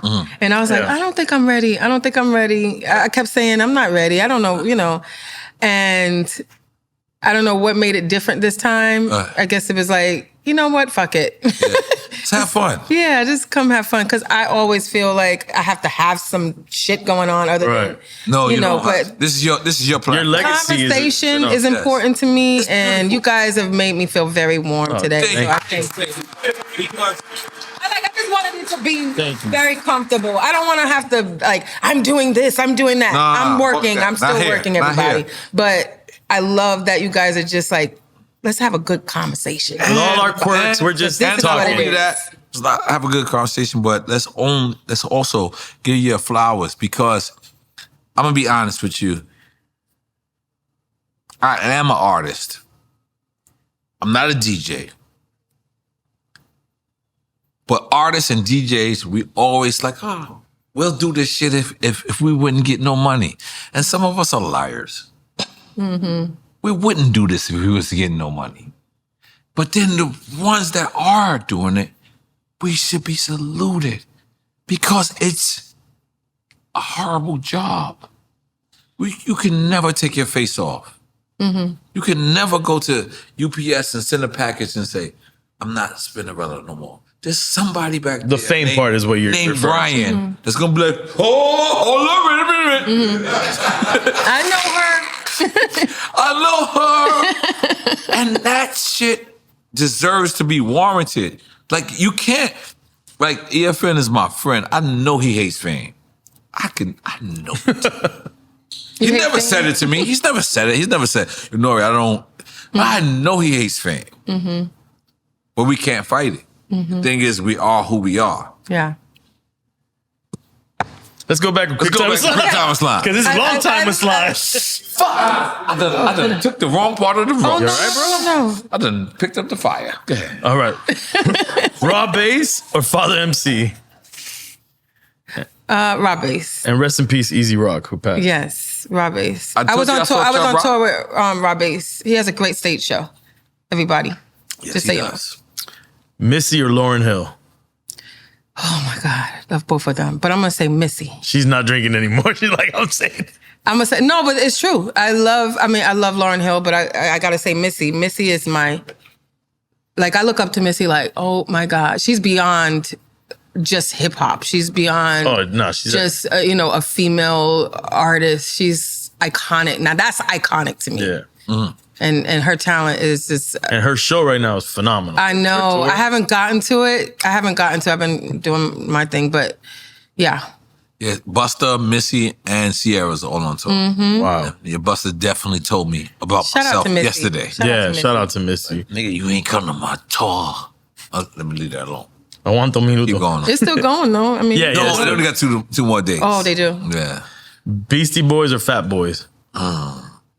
Fat Boys. Any stories with either of them? Yeah, the Fat Boys, oh my God.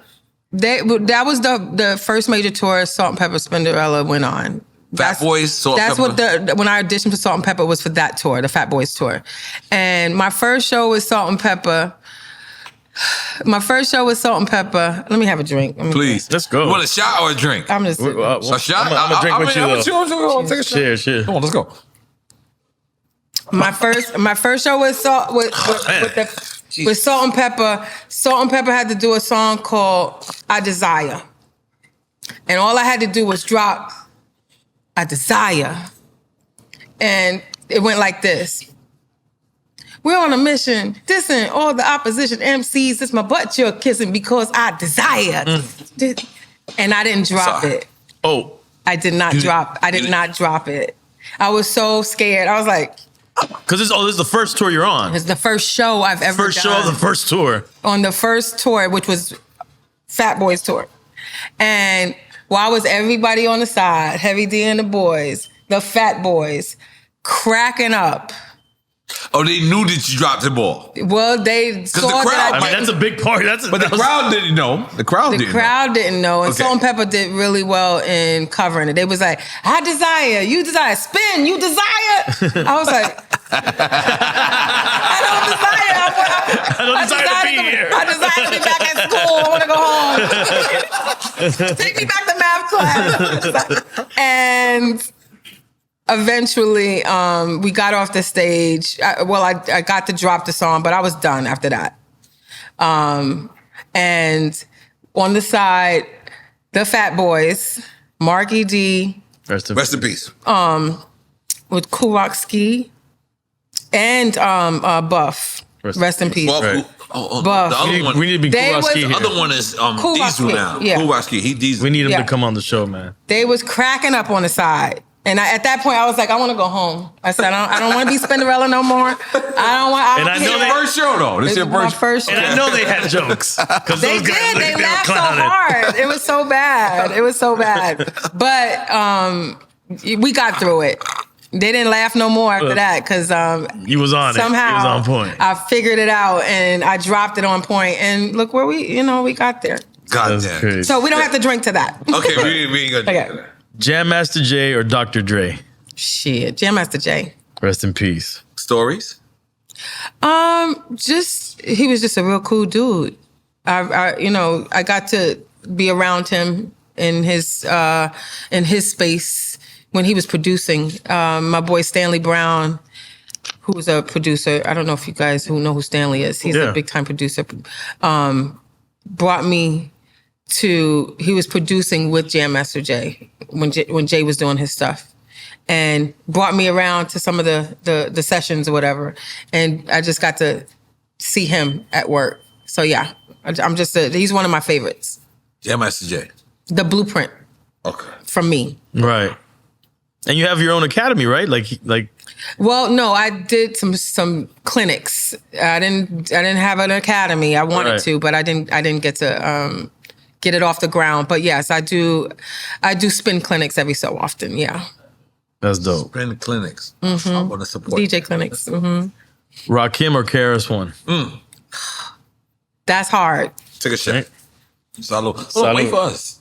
Oh, I was like, I'm going down. I'm going. She's just so gangster. Oh, y'all really going in. Look, I'm like looking at them like, All right. Serato or turntables? I mean, not. Why would you say turntables? that was right. Serato or vinyl? Nah, Serato or vinyl? Vinyl. Because you're gonna use Serato on turntables, guys. Vinyl. Okay. Vinyl. Okay, all right, hold on. That's I'm what a collector. I'm a collector of vinyl. So yes, vinyl. Yeah. Listen, To my detriment, I'm this a is one of collector. my favorite DJs of all times. And since it went digital, he's not DJs. Really? I mean, a Word. DJ in my office, my studio. Over exaggerated. I've done some gigs, but I stopped doing what I was doing, how active I was before. I didn't do the transition. DJ EFN. Okay. The DJ, Right. like one of my parties or one of my get-togethers, and I don't think can't he knows do the. It was a different thing to me. The culture of vinyl DJing, Yeah. going through the records quickly, Yeah. knowing just by the artwork really quick, grabbing the record, the label, and going. This is just a whole gone different thing. for Now you? I don't miss carrying the crates. I still have a lot of my records Well, is it gone for you? I mean, it's not. You don't do it anymore at all. at the crib, in the office, in the studio. Do you know vinyl is making a comeback? No, I have all my vinyl. Okay. No, I have all my records, But you and I could still still be spin. out there rocking. I still do mixes that I put out. And people hit me up to gig. him down. I don't know if How about that? No, people hit me to gig, but it's just Yeah. I know. Like for example, we have Dante's here in Wynwood. yeah. That's all vinyl. But yeah, that was. Are you gonna do a set? We want. Yeah, thank you. You gotta do it. And if you do it, I'm gonna do one. Oh, well, there you go. And we're doing it You do together. it, I'll do one. I'll be a guest on it. Oh, we're doing it together. They've called me to do it. I should have probably reached out to them since I'm here this time, but they did reach out to me to get me to do it. So I don't do a lot of vinyl sets. I used to do this thing called Fresh 45s, where me and my DJ crew in Dallas would come together every one Thursday out of a month, and we would just play all 45s. Yeah. And it is the best shit ever. And nothing has been as rewarding as that feeling of playing vinyl. After you do these parties and use the technology, which I love, I get paid that way. But it's when vinyl plays for me. It's just different. Yeah. So the fact that you are a collector and you still have all your vinyl, you should be definitely. That's just me. I don't know. Well, Dante's, you heard Rich Medina, who's a part of Dante's. Rich, give me a call. Yeah. JT Donaldson, give me a call. Let me know. Never been more quiet. I'm bringing EFN. We going to get on something together. I'm gonna bring a bag. I want my friend, and I'm not gonna make eye contact with him, but I like my friend DJ EFN I've never called him Eric in my life, and I'm never gonna call him Eric. And I don't care. Well, I actually did. I don't even like use. when y'all called me. Hold on.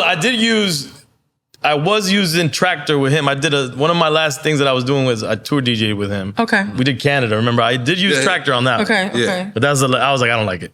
No. Yeah. You don't like Serato either? Nah. No. It's just different for me. It's just different. It's very He's different. a vinyl guy. But let me ask you this as a DJ. Mm-hmm. People like him. All right. He has drink champs. He has all this other things going on. But what happens to a DJ that's like him that says, I only want to do vinyl?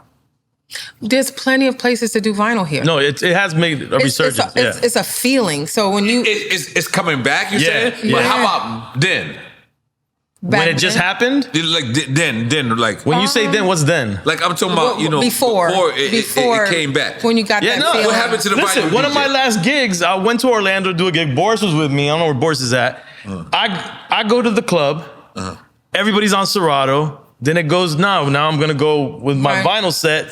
And I brought my mixer. And it's a different stuff. For them to switch, everybody looked at me like, you ruined the party right now. I get you. That's the hardest thing to do. I have no idea what the fuck you're talking about. I like you, do not believe that mixing vinyl with a regular like controllers and hardware, whatever, goes together for some reason. Right. I feel like if you're going to do a vinyl situation, stick with that vibe. Right. If you're going to utilize the technology in any kind of way, do that vibe, because it is two different sounds, and audience-wise, they're probably going to want to either this or that. That's just how I feel about it. Right. So, and no shade to, because like, for example, my boy DJ Craze, I think is one of the best DJs in the world. Craze. He was dope on vinyl, and he's even better using the technology. So, and I do both too. I just feel like I don't know if I would want to do at the same time. So my daughter's DJing now, and me and her gonna do a mom and me party. Oh, that's dope. A mom and me. Where's that at? She has a residency in Dallas. She has a few residencies in Dallas. Wait. And she has her own night. Where's the mom and me residency? Mom and me is like, she's gonna bring her mom so I can DJ with her. But what date? What's the date, babe? August 31st in Dallas. It's called Lady Love. It's a spot she does, and she rocks parties, right? I think I could make that. You would come? Yeah. Okay. Yes, that's the idea, is for me to DJ, but I'm like, do I use vinyl? Can I use vinyl? And she uses. You asked her, can you use vinyl? I asked her if I can use vinyl for her party. Yeah. So it'll be dope. But I don't know. She uses the technology, and me using vinyl. I'm not sure how that's going to work, but. Have 4 turntable setups. Have like 2 different setups. Yeah. But it's still, I remember me doing vinyl and her doing CDJs is one thing. Well, actually, we're working tomorrow. Me and her are playing Live tomorrow. Oh, yeah? Yeah. Yeah, me and my daughter's playing Live tomorrow. Oh. What day is tomorrow?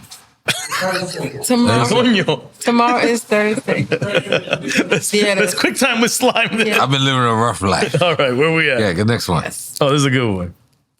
Jazzy Joyce or Coco Chanel? Take a shot? No. Thank you. Joyce. Okay. Joyce. She's the blueprint too. Yes. Most of the time when you mention the pivotal female DJs, you're going to say Joyce, Spinderella, and Coco Chanel. Yeah. As in, there's so many female DJs out there, but that tier. Joyce, I met Joyce on one of those earlier tours, and she was I didn't know who she was. Jazzy Joyce, and Eddie F was my boyfriend at the time, and he goes, and I got jealous because he was talking to Joyce, and I was like, I was like, who's that? Who are you talking to? And I had an attitude with him, and he was like, that's fucking Jazzy Joyce, a legend. And I was like, oh shit. I had never really met anybody that does what I do. Right. And it was her. That's crazy. So yeah. Goddamn, big as Jazzy Joyce, man. Big up Jazzy Joyce. We're ready for drink champ. We need to bring her over. Absolutely. Red Alert or Kid Capri? Shit. Come on, hold on. I got my shot right. Why y'all doing this? Light skin shit. For this. Who did this? Light skin shit. These guys over here. Respect to both. I'm going to take a drink on that because I can't. I've been waiting to take a shot. You're getting sober over here. Yeah. Dale, Paco. Salud. Oh. All right. EPMD or Naughty by Nature? Aw. I'm going to say Naughty by Nature. Any stories? Because Tretch was dating Peppa. Yeah. That's a story. We had. I'm sorry, I made that up. Been around No, you didn't them. make that up. I've been around them a lot. I'll say that. Okay, we'll leave it I've been around them. What? I'm like a half a therapist. So when she said it, she's like, been around them. And you could just see her thoughts. You could just see it. You didn't see that? She was just thinking about everything. I'm looking at her like, don't you have no more drinks over here? Yes. I'm picking somebody. Don't worry.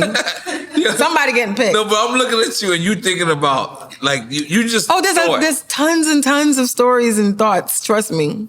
Of Peppa and Tretch. Or just period. Just period. Just period. Just period. Do you I'm sorry, I know we're on quick time slide. You're not sorry. My Just brother go. DJs. My brother is DJing for Tretch right now. Oh, Really? Yes. So Tretch is out on the road doing, Yes, he doing his is. thing. Well, Submersiali, Tone.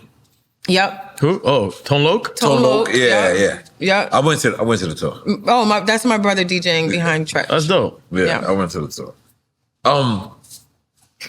DJ Bourne. Shout out DJ Bourne. DJ Bourne. Do we take a shot for DJ Bourne? I feel like that. It's warranted. And it's his birthday too. So. Yes, No, he's salud. like, I got you. You're like, No. I gotta. Well, prep up, right? All right, analog or digital? ooh. I mean, which is Analog. kind of like what we already talked about. Analog. It's where my heart is. Analog. I'm analog. All right, Cool Herc or DJ Hollywood? Oh, wow. Well, give it up for Herc because hip hop is here because of him. So I'm going to say Herc. So I don't have to choose. I don't have to drink. Okay. Yeah, you ain't got to drink. And we on the 51st anniversary. Exactly. No, that's crazy. All right, The Source or Double XL? I'm going to say The Source because I was at that show when Snoop was like, New York ain't got no love for the West Coast. I was there. That's a moment. That was a huge I moment. was there. I was in jail. I saw when Suge was on that stage, like, How was the energy in that room? Oh my God. It was crazy. We was like this. Salt-N-Pepa and me was like this. Oh, they finna go down. It's finna go down. It's finna go down. Like, it was rough. Did it feel like for sure the it Source was? Awards itself was rough. Oh yeah, back then I imagine. But it was... It's Rikers Island. I'm sorry. It was entertaining, Anybody but it was never rough. But it was so important at that time. It was, but you saw it when the beefs were happening and you just knew something was going to go down. It's the first time people are seeing each other. There was no social media, so this is where they're gonna see each other at. Yeah. I had to try. Yeah. It's okay. He tries to get me heroin all the time. No, thank you. Grandmaster Flash or Grandmaster Theodore? Oh, wow. Respect to both of them. I'm going to Take a shot. Yo, that's good. That's this good. is the drink shit right here. Yeah. It's good. Is this That's why good. we say drink champ? That's right. Salud. Okay. Salud. And Drink Champs, just so you know what it means, is it's not how bad you get tonight. It's how you wake up in the morning. Yeah. If you can function the next day, that's the Drink Okay. Champ. You can pass out right now, but as long as you wake up in the call morning and work. By the way, I just want to throw this out there because my flight was delayed, so I'm looking and I'm like, Weren't you on a private? Why is just delayed? I was on somebody else's private. Like, I'm not on there. I'm not on my shit. So I said, Spinderella has something to do after this Oh, that's the big because it's your drink order. He's obsessed with your drink list. He's like, how could she have something to do I drink after? with the best of them now. I'm like, wait a minute. She ordered Where's she going after this? That's what he said. That's exactly what he said. Hennessy, He said, I don't think she go anywhere after that drink. whiskey, and tequila. I was like, And vodka. I put those all four combinations together. And I was Ace. like, that Ace, you got to give her some Ace. you want to pop an Ace? Not really. Okay. I can take one with me though. No, of course you can. Okay. You can take as much as you want with Yeah. you because you know why? You want some Ace Pay? Okay. You can. No. He's like, wink. Because our show is your show. I just want you to know that. Okay. 1 million %. If you want to promote pink lemon sills. How come you didn't say toenails this time? Now I was trying to change it up. We have a woman here. You don't want to say. I mean, is this normal though? This is This is normal. We all love- of this right here. No, the drinks or the talking? No. Just all of The this. drinks this is is normal. very- The drinks is normal. This is but part of let me the just say course. something. The love is not. Okay. This love that we have for you, we are so excited. We were so excited that you accepted to come to us Yeah. and tell your story. I can't believe that you we guys feel are that way, but fucking. yeah. I'm about to say a word that I don't know what it means. Just say it, man. Intoxicated. We might have to make a drink champs vocabulary book. Right. N.O.R.E-isms. Intoxicated. Intoxicated. I like it. Let's use it. Yes. Are you excited? Yes. Let's go. Let's go next one. Buck Wild or Diamond D? Shout out DITC. Okay, Buck Wild or Diamond D. Okay, digging in the craze, Diamond D. I just actually reached out to Diamond D because he did this. I feel like he did this compilation that I was looking for. Yeah, he put out an album. He put out some stuff, right? Yeah. And I've been looking for it, and I found out it was him, and I reached out to him. So I'm gonna say Diamond D. Okay. This is very easy. Podcast or radio? Today is National Radio Day. Is it true? Is it today or was it yesterday? Or was it yesterday? You guys It's should around know. here somewhere. No? No, we're a podcast, so we wouldn't Okay, know about podcast. Radio Day. I used to do radio. Right. I used to do radio. I was on the You were on for a while. Yeah, I did. I was on the radio. I had my own syndicated radio show back in 2006, and it was called the Backspin, Spin Cycle Radio, and then I changed it to the Backspin. So I'm gonna say radio. Okay. Yeah. Not mad at that. Yeah, man. A Tribe Called Quest or De La Soul? Tribe Called Quest. Oh, you fat. And I love De La Soul. Shit, I'm drinking. Sorry. Hold on. Wait for us. I'm sorry. Salud. It's not tasting good anymore. It's getting harsher. It's getting harsher. Yeah, we're What? almost. You We're almost actually done? close. We're close. Okay. I see the end. Help. Little Kim or Remy Ma? Oh, wow. This is hard. Jesus. I'm going to say Little Kim because, I don't know, Little Kim did something for me with females in hip hop way back when. What? I just feel like she just kind of took that shit. Like, let me just, and I was like, oh, she wow, she crazy, but I like her, you know? So yeah, Lil' Kim. NWA or Public Enemy? NWA or Public Enemy? Public Enemy. All right. Rhapsody or Bahamadia? Oh shit. Really? Pinning two different generations. It's like the seed of Bahamadia is Rhapsody. Right. Respect to Bahamadia. One of the, like to me, she's one of like those MCs that's like unsung, and Rhapsody to me is unsung today in a way that she's kind of creeping in there. Her new stuff is amazing. Amazing. Old stuff is amazing. With Erykah Badu. Old stuff is amazing. No, but she's I had killing my it right eye now. on. I had my eye on Rhapsody for a long time, and I remember I was like, I would think she should be out on top of the situation more than she Right. is, but maybe it's because of what people are demanding, out there right now. But I'm gonna say Rhapsody. All right. I'm about to take a drink. You could take a drink if you You want. could take a drink. I'm taking this. It's right there. Erykah Badu or Alicia Keys? Shit. Erykah Badu. You ever smell her incense? I didn't. That would have been a little weird if you would have been like, yeah, that was pretty good. I did not. Did you? We tried to get a hold of it. It's sold hard out. to find. It's sold out. hard to find, right? We wanted to have it on Drink Champs for everybody to smell. This is how you know I'm a real nigga. I even told my wife to order it. I was like, let's order it. But you got to get it before it sells out. She looked at what it was called. She was like, are we ordering Erykah Badu pussy? I was like, The real thing? yeah, we just support black culture, baby. I'm sorry, I went too far? All right, go ahead. No, this is the last one. Tell her the last one. Oh, the last one. All right. There's one more? Yeah. Okay. Loyalty or respect? Today, respect. I used to do the loyalty thing. Tell us why. Loyalty will get you fucked up. It will get you fucked up. And it's good to be that. Never give up who you are if you're a loyal type or whatever. But remember, respect is more important because you'll be respecting yourself.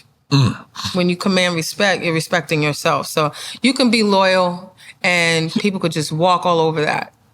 And you'll be hurt in the end. But respect is like you command that. I'm giving it. I'm going to receive that. So we're picking respect. I'm picking respect. But I still want to take a shot. I'll take a shot with it. I'm sorry. I don't. You don't have to. That's all. Thank God for that. You wasn't supposed to take a shot to this. Cheers. But, For the road. Yeah. Cheers. but I really, And we're done with that. Yes. really, you know what? I really want you to know how much hip hop loves you. Because the thing is, like, I've been studying you. Since you went to Left Rack, remember, he's been studying since then. Yeah, that's you know what? You're right. You're very true. And one of the reasons why me and EFN started it is because this. It's like we want to pay respect to our legends. And sometimes, very seldomly, we realize our legends don't understand how important they are. Their impact, their legacy. Their impact, their legacy. With you, I'm in between. Do you know how important you are to people like us? People, do you understand? Today I do. Okay. I was in my own way, I think, dealing with my own self-worth. And I kind of got to the point where I'm like, I deserve to be, the love. I give it, so I deserve it back. But my husband tells me that all the time. Do you understand, how major you are? I'm just Dee Dee that, right? To my family, to my loved ones. And that's always first to me. Right. And when I step out, I put the spin hat on, the gear or whatever. But I get it now. I get it. You're really, I apologize for cutting you off, but you're really like, I said it earlier and I said it like from like a guy standpoint. And I was like, guys had you on their thing. But now let's think about the girls, especially a girl DJ coming up. Yes. You're in there. It's huge. That's a huge Yeah, deal. you're in their bathroom for real. Like I was playing around earlier. Like, Stop at the bathroom though. I mean, They're not nobody Somewhere in there. Right? yeah. I mean, all right, you're in their room. Their In room. their room. Okay. In their room. You're in their room. it was And his bathroom. That shit is so like, to me, it's so dope because, obviously we watched Wakanda, right? And I know everyone's probably looking at me like, what the fuck is this nigga just bringing Wakanda? But Wakanda is not fake. Wakanda is based on real reality. And if we was to base Wakanda on a real life place, you know who would be the DJ? Me? I'll be up in there? You and Jazzy motherfucking Jeff. Yes. That's huge. He's one of my favorites. But yeah. Did I kill that? I feel like I killed that. I felt like I was like, that was hard. Yeah. No, but fuck that. I'm playing around, but I'm not playing around. That's real. Yeah. Like, all the guests that we have, if I was to tell them, your last party of your life, who would be the DJ? I guarantee you, and if you want me to do it, I will prove it to you. They would say Spinderella or Jazzy Joyce. Really? I don't hear it like that. I'm sorry. I don't. Let me break I don't a all hear it brush. like that. I appreciate that. That's crazy. Are you crazy? You don't know that? I don't know that. Do I know that? I love Baby, do I know that? I don't love know. our humble legends. You been saying that. Okay. That's magical husband, to give me. him another drink. That's Give him magical another to drink. I me. don't give a fuck what he drinking. Give him another one. I look up to Jazzy Jeff. When I am in the same, I guess, on that line with those great people that I look up to, it's wild to me. So as wild as you think it is, trust me, I'll be like. But it's wild that you don't see yourself there. Yeah. Let me just say something to you. Mm-hmm. That's what everyone says about you. Okay. You are. And by the way, I want to, because I don't want to label it female. Mm-hmm. Because we label it female, it kind of brings it down. It minimizes it. It minimizes it, right? Right. You and thank you for that. One of the illest DJs ever. And now, who did I say? Jazzy Jeff? That's crazy. But you know who texted me just now? In my mind. Mm-hmm. Jam Master Jay. And Jam Master Jay just told me, no, it's not Jazzy Jay. It's me. I'm getting deep. You're getting deep. Getting deep. You're getting deep. But that's how you see it. It's like it's in your mind. Because, you know, it took me to get out of kind of like the rap game to understand that I wasn't shit without a DJ. I wasn't nothing. To this day, I DJ Butch Rock. Fat Joe, I just went to Fat Joe's concert. I didn't even know it was a concert. I thought it was a fucking Keys to the City. And then I performed, and my DJ literally called me and was like, you performed without me, God? Right. How you gonna do that? Right. But it makes me just reiterate what happens. And the DJ is really the most important part of hip hop to me. Now that I can see it. No, it is. Yeah. Now that I could get out of it and watch it. Right. And appreciate it. Yeah, it's amazing to be paired with those greats. It's wild to me because I still remember that day that I did not drop the song. I just, all of that plays in my head still in my life. And when I'm like talking with Jeff, and I'll be like, damn, that's motherfucking Jazzy Jeff. It's wild to me. You look at Jazzy Jeff. Do you know how Jazzy Jeff probably looks at you? I don't know that. But you know, I remember seeing Jeff on the side watching me play. And I was like, oh my God, motherfucking Jazzy Jeff is watching By me play. yourself. There's no Salt-N-Pepa. It's just no, you. not Salt-N-Pepa, just me. He stood there and he was watching me play. That's the wildest feeling to see somebody that you look up to checking you out to see how you Someone know. that you know as dope as he is. I said, let me get my shit together. I said, yeah, but it is a wild feeling. But I guess that's my humility. That's just who I am, you know. It's who I am, so. So let me ask you a question. By the way, I've never asked this question, and I've never asked this way. If Salt-N-Pepa, wherever they're at, could listen to this interview, what would you say to them? Well, I would say, let's give the people what they want.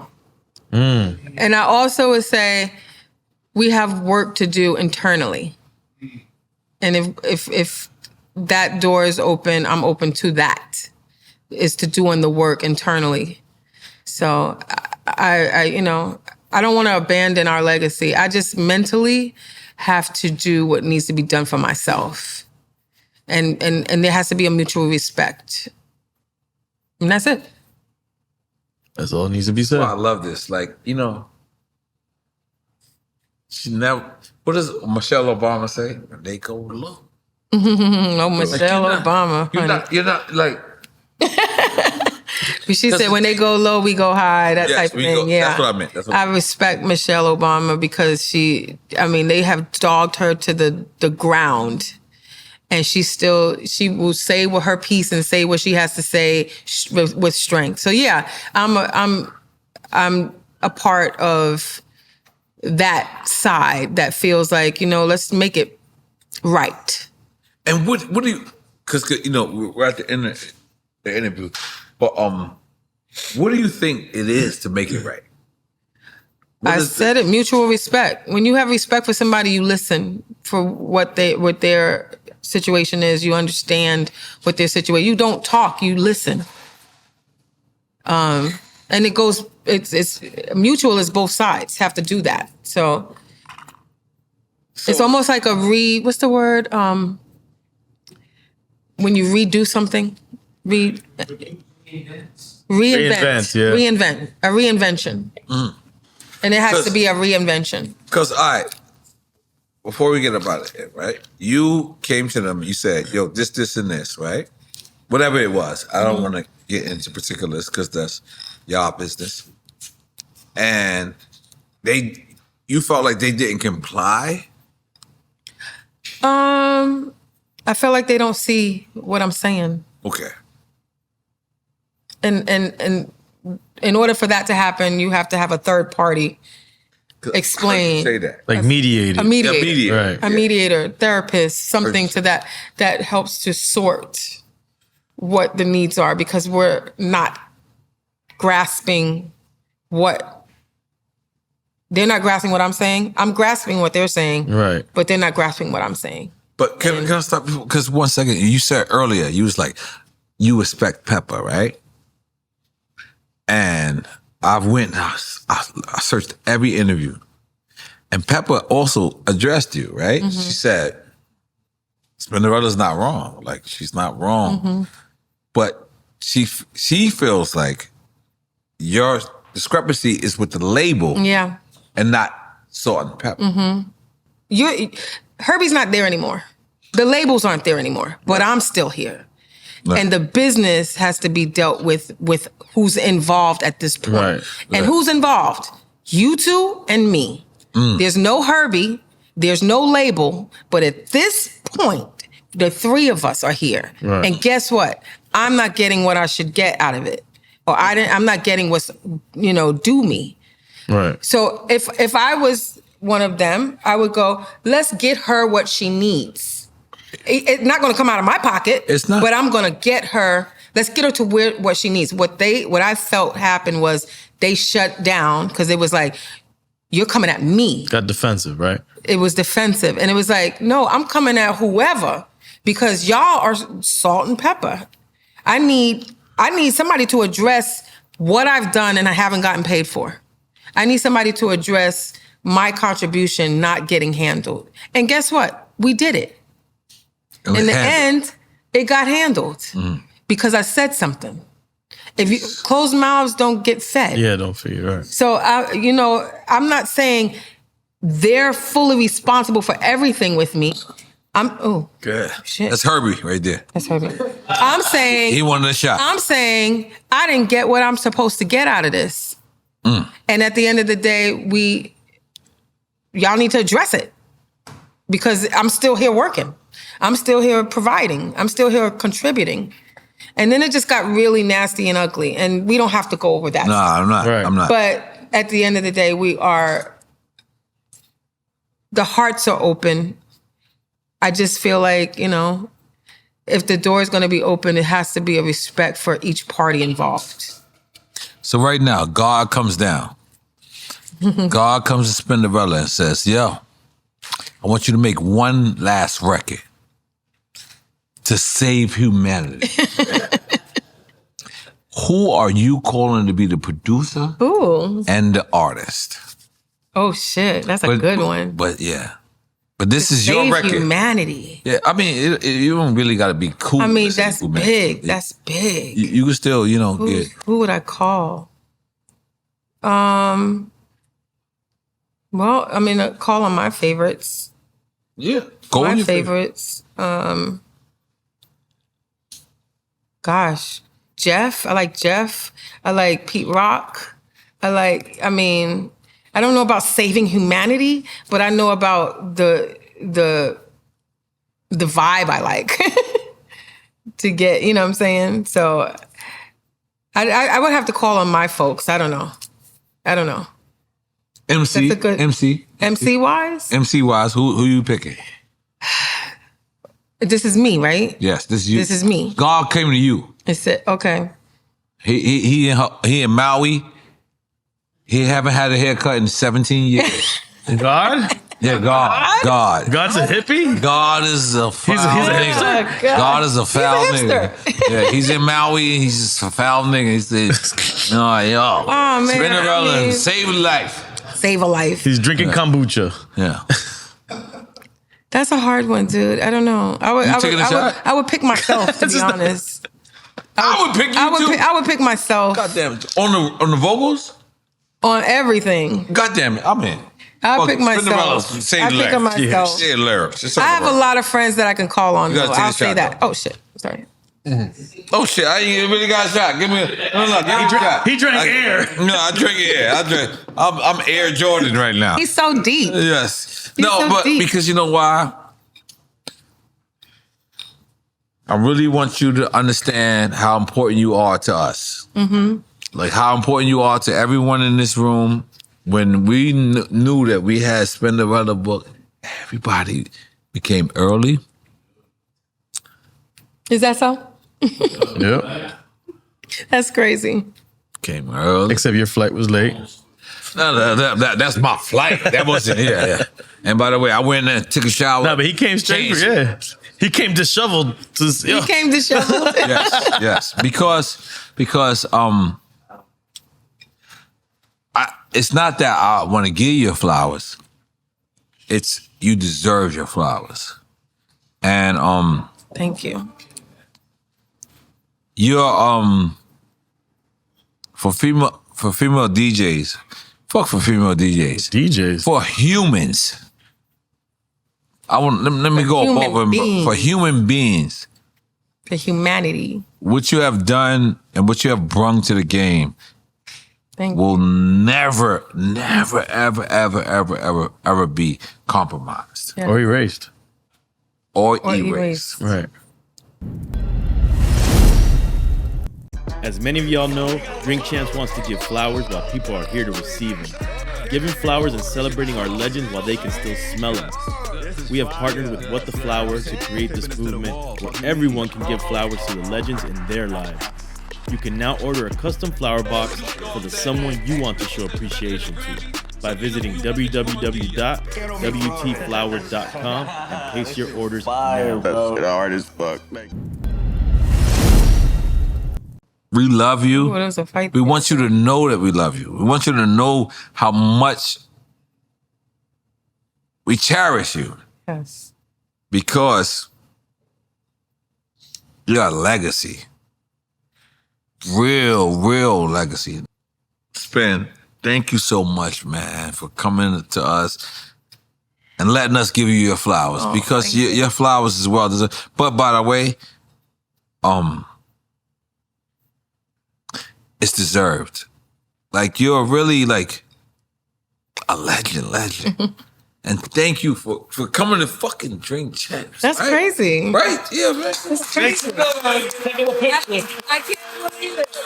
I told my husband, I said, babe, what they want with me on Drink Champs? Oh, come on, that's I said, no, I ridiculous. swear to We you, I get said you that. drunk That's and your ridiculous. husband's drunk and your daughter's My drunk. husband's Shit is drunk. going My back. husband's drunk. Ridiculous. This is more Yeah. than deserved. So But let me just thank ask you, you. if you could fix anything in hip hop, according to your career, what would it be? Oh, wow. I guess the gatekeeping. Explain that to the people that don't understand.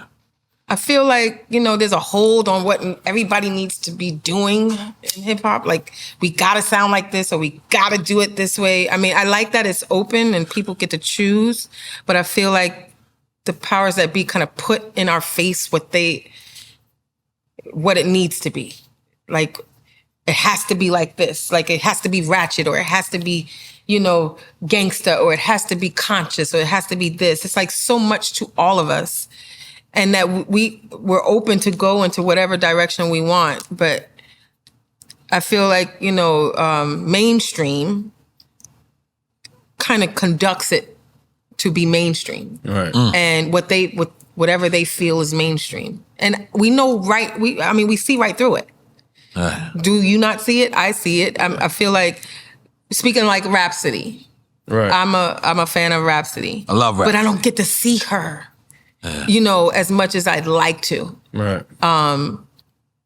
So I follow her, I follow her. I follow her, but I feel like they push in front of you who they want to make a star. And it makes you just wonder, like, Jeez. Somebody's got to go to an appointment. Yeah. that wasn't you, baby. That wasn't you. It just makes you wonder, like, is this all a part of a plan to, put in front of us what they want us, they want this to be? They make it seem now like there is this freedom because social media democratizes it, but really, even though these tech companies now are the gatekeepers, and there's a lot of stuff going on there. But let me ask you, so for lack of a better term, and you correct me if I'm wrong, but Salt-N-Pepa was kind of like the ratchet, conscious, and sexy. You feel ratchet was in there? I don't think we were ratchet. I don't see the ratchet.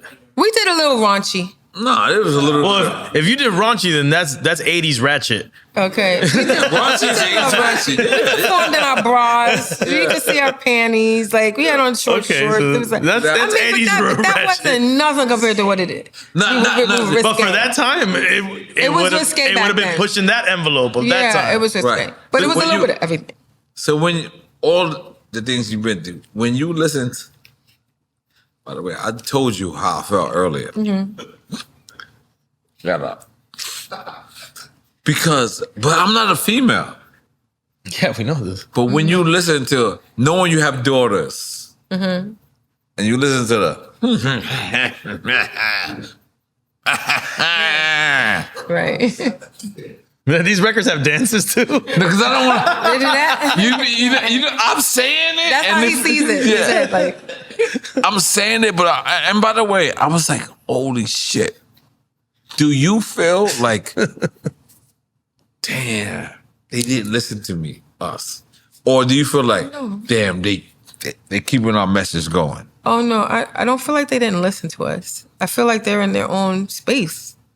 I feel like these artists that are out, that come out, are in their own space, but they have to find who they are and do what they do. So I mean, if you're inspired by our music and about how we were, great. They've been pushing it real good for a long year. Yeah, if you're inspired, great. I mean, I just remember for us what we've done for womanhood. I remember how we kind of push the movement, empowering women, and that was really important. That we could use more of that now. Yeah. We definitely could use more of that. So artists today can take a page from that book. I'm not saying be like us, do you, but a page from that book as a woman, is only going to make it better for your surroundings, I think. Right. And we probably need more female groups. That's what we were talking about. We were talking about that with Mad Skills. There's not as many groups anymore. Right. In general. I think the old school groups, like. Well, let's talk about What a Man, right? Mm-hmm. How does this session happen? Because now you're the DJ. Now you're stepping up. How does this session happen? Well, they call me to MC on regular occasions because Bless you. because they knew I could, and just a little. Are we taking a shot for no reason? No. You are. Go for it. Okay. No, I was waiting. If you had one, I would have taken it with you. Fuck it. Let's go. You ready? Yeah, with my cup. Let's go. Cheers. Cup. Fuck your cup. Cheers. Fuck your cup. Cheers. I'm doing it. Go ahead. So, What a Man. Let's go. Session. Freddie Fox.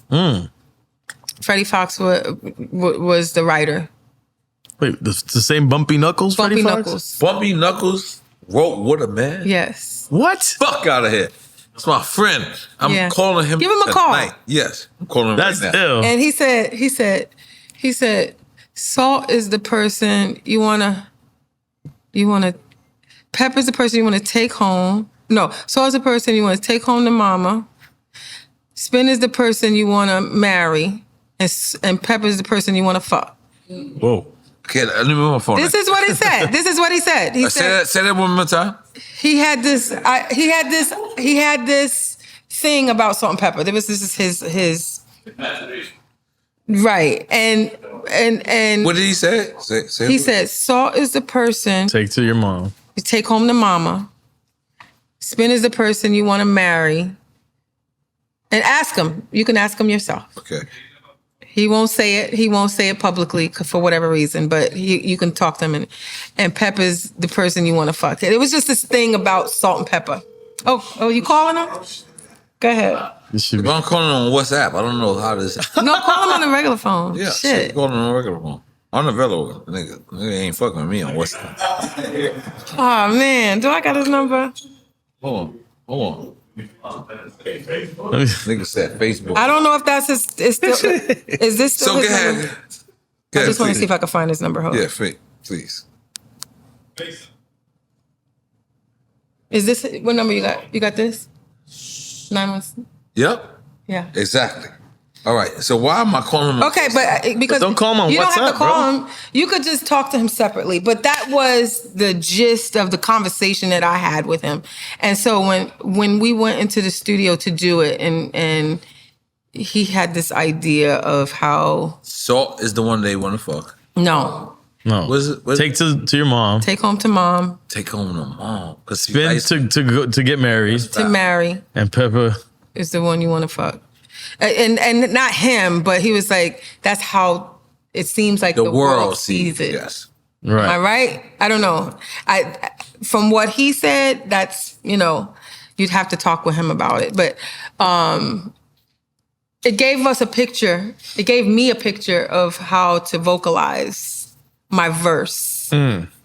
And when you ask how did it come together, Yes. it was a description of how to deliver my verse. So, yeah. And that was like your introduction because everyone, it was just Salt-N-Pepa. But It then- wasn't my introduction to MCing though. It was because I was on earlier stuff too. But that was a big one. Okay. But that was a Performing wise. To the world. Was the first That's To the time. world. first time. Oh, to the world. Okay, yeah. And was you pleased? I was very pleased. Okay. But I'm a DJ, so I just got up there and just did my thing or whatever. And I mean, for that to be a hit, it was. It's still a hit to this day. It is. Soon as a girl leaves somebody, they be like, "What a man! What a man!" And as a Just a DJ, to little be able to shitty. play a record Or that's a hit when they that meet you're somebody. on is incredible. It's either when they Yeah. leave them or when they meet somebody. They're like, Yeah. "What a man! What a that." Or, by the or way, if you want to praise the men, like men don't get a lot of praise. no, this woman who played this record. Okay. This woman, and they be like, and they throw it in our face. They be like, "What a man! What a man!" You better be a good man. That's right. Goddamn, take a shot. Okay. So we got the What a Man behind us right now. I'm so Shout out to sorry. all the men out there. Yes. Shit.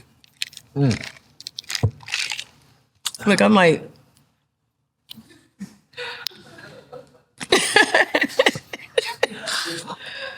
So we have Hip Hop 50. we had 51 now. 51 now, right?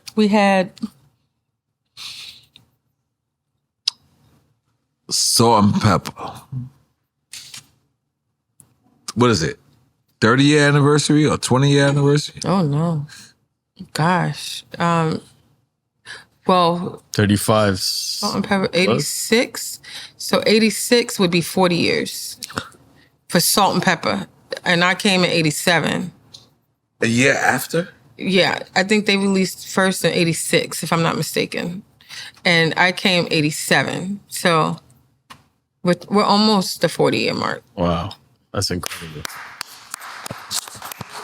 It's a long time. Shit.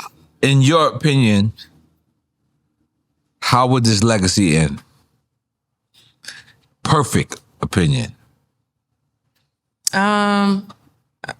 We'll figure our shit out. We'll do a world tour. We'll get, show the world that we as a unit are a movement as opposed to personal situations, and we would be able to, as women, address our shit. If it should be.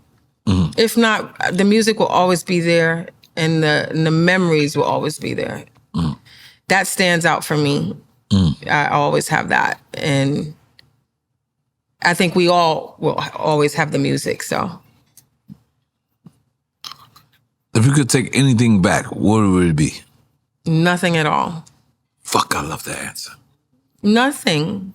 Because it brought you right here. It brought you right here. Yeah. Like, I can't regret anything. I mean, there's things that I wish I would have known. Right. Known better to do. Like?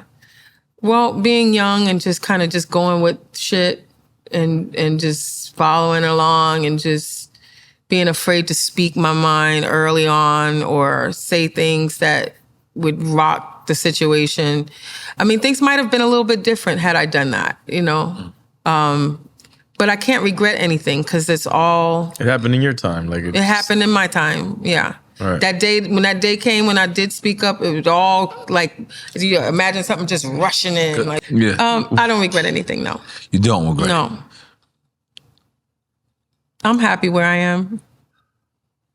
The Rock and Roll Hall of Fame calls. I'm like, where they at? Ring-a-lang-a-lang, where they at? One day. Well, you got Maybe. the Grammy. You got the Grammy. One day. 1,000,000%. You're not denouncing it. You're gonna stand with. Of course. Yes. Okay. As you should. I'm standing right there. God damn. And being grateful. God damn. And being thankful. I gotta say thank you to the girls. I gotta say thank you to Herbie for what they have done for me. And I'm here because of that. But I'm also here because of the talent that I exuded. That you motherfucker. And That's right. I'm here because of just the door that was open for me. I took full advantage of it.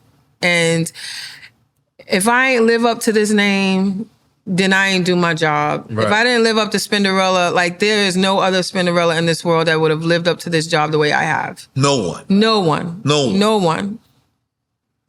And I'm still to this day doing it, but I'm doing it a little bit different. I'm enjoying it today. I'm enjoying it today. Before it used to be a job. It used to be a job. It used to be work. It used to be like, oh my God, the hustle and bustle. And I remember that. But now I get to call my shots. It's on your terms. It's on my terms Right. today, and it's the best thing ever. I can't think of a better way to end this fucking interview just like that. Just take a Because you picture. know what? That's how I'm living life now. Good. Fuck everyone. I'm sorry. Did I say that out loud? All right. Spinderella, Thank you, N.O.R.E. thank you so much. Because I know you didn't know what you did for me. Yeah, I did. Earlier when I said I I'm did not know playing at all. I did not know that. You was I'm in the not- background like, I was like, no. It's the same position. I was like, there she go. I'm like, oh my That's God. crazy. I swear to God, same position. And thank you so much. But by the way, let's reiterate, me and EFN, this is your house. Yeah. Mm-hmm. Anytime you want to promote something, if you want to promote that you got yellow ice dropping, and it's just your peepees selling yellow ice. No, but that Guess won't what? be it. But Guess what? I'll let you know what There's it certain will be. niggas that out there that buy Spinderella yellow ice. I'm throwing it out there. I'm throwing it out. You get a free Listen, poster for your I know the algorithm. That means I'll look be at back that. again. Maybe Yeah. one day I'll be back. You can be back anytime Anytime. you want. Okay. Because this is your house. Respect to your husband, respect to your daughter, respect to your family, because your family is the associated family of my family. And but that's not why you're here. You're here because you're one of the greatest DJs of all time. And I wanted to say that particularly because certain people say greatest female DJs. And I don't identify with that. Right. I identify with DJ, Yes. not female. I'm killing it. They the transgender community people gonna fuck with me. Oh my God. She is one of the greatest DJs of all fucking time. Amazing. Not man, not woman, not black, not white, not Puerto Rican, not fucking Dusseldorf. No. Not just Dusseldorf. Never just She's the fucking great, one of the greatest DJs of all fucking time. That's amazing. Thank you. Thank you so much for coming. Thanks for to having me. our presence. Thank you for my flowers. Absolutely. Yes. Thank you for my flowers, y'all. Jesus. One love. Thank you so much.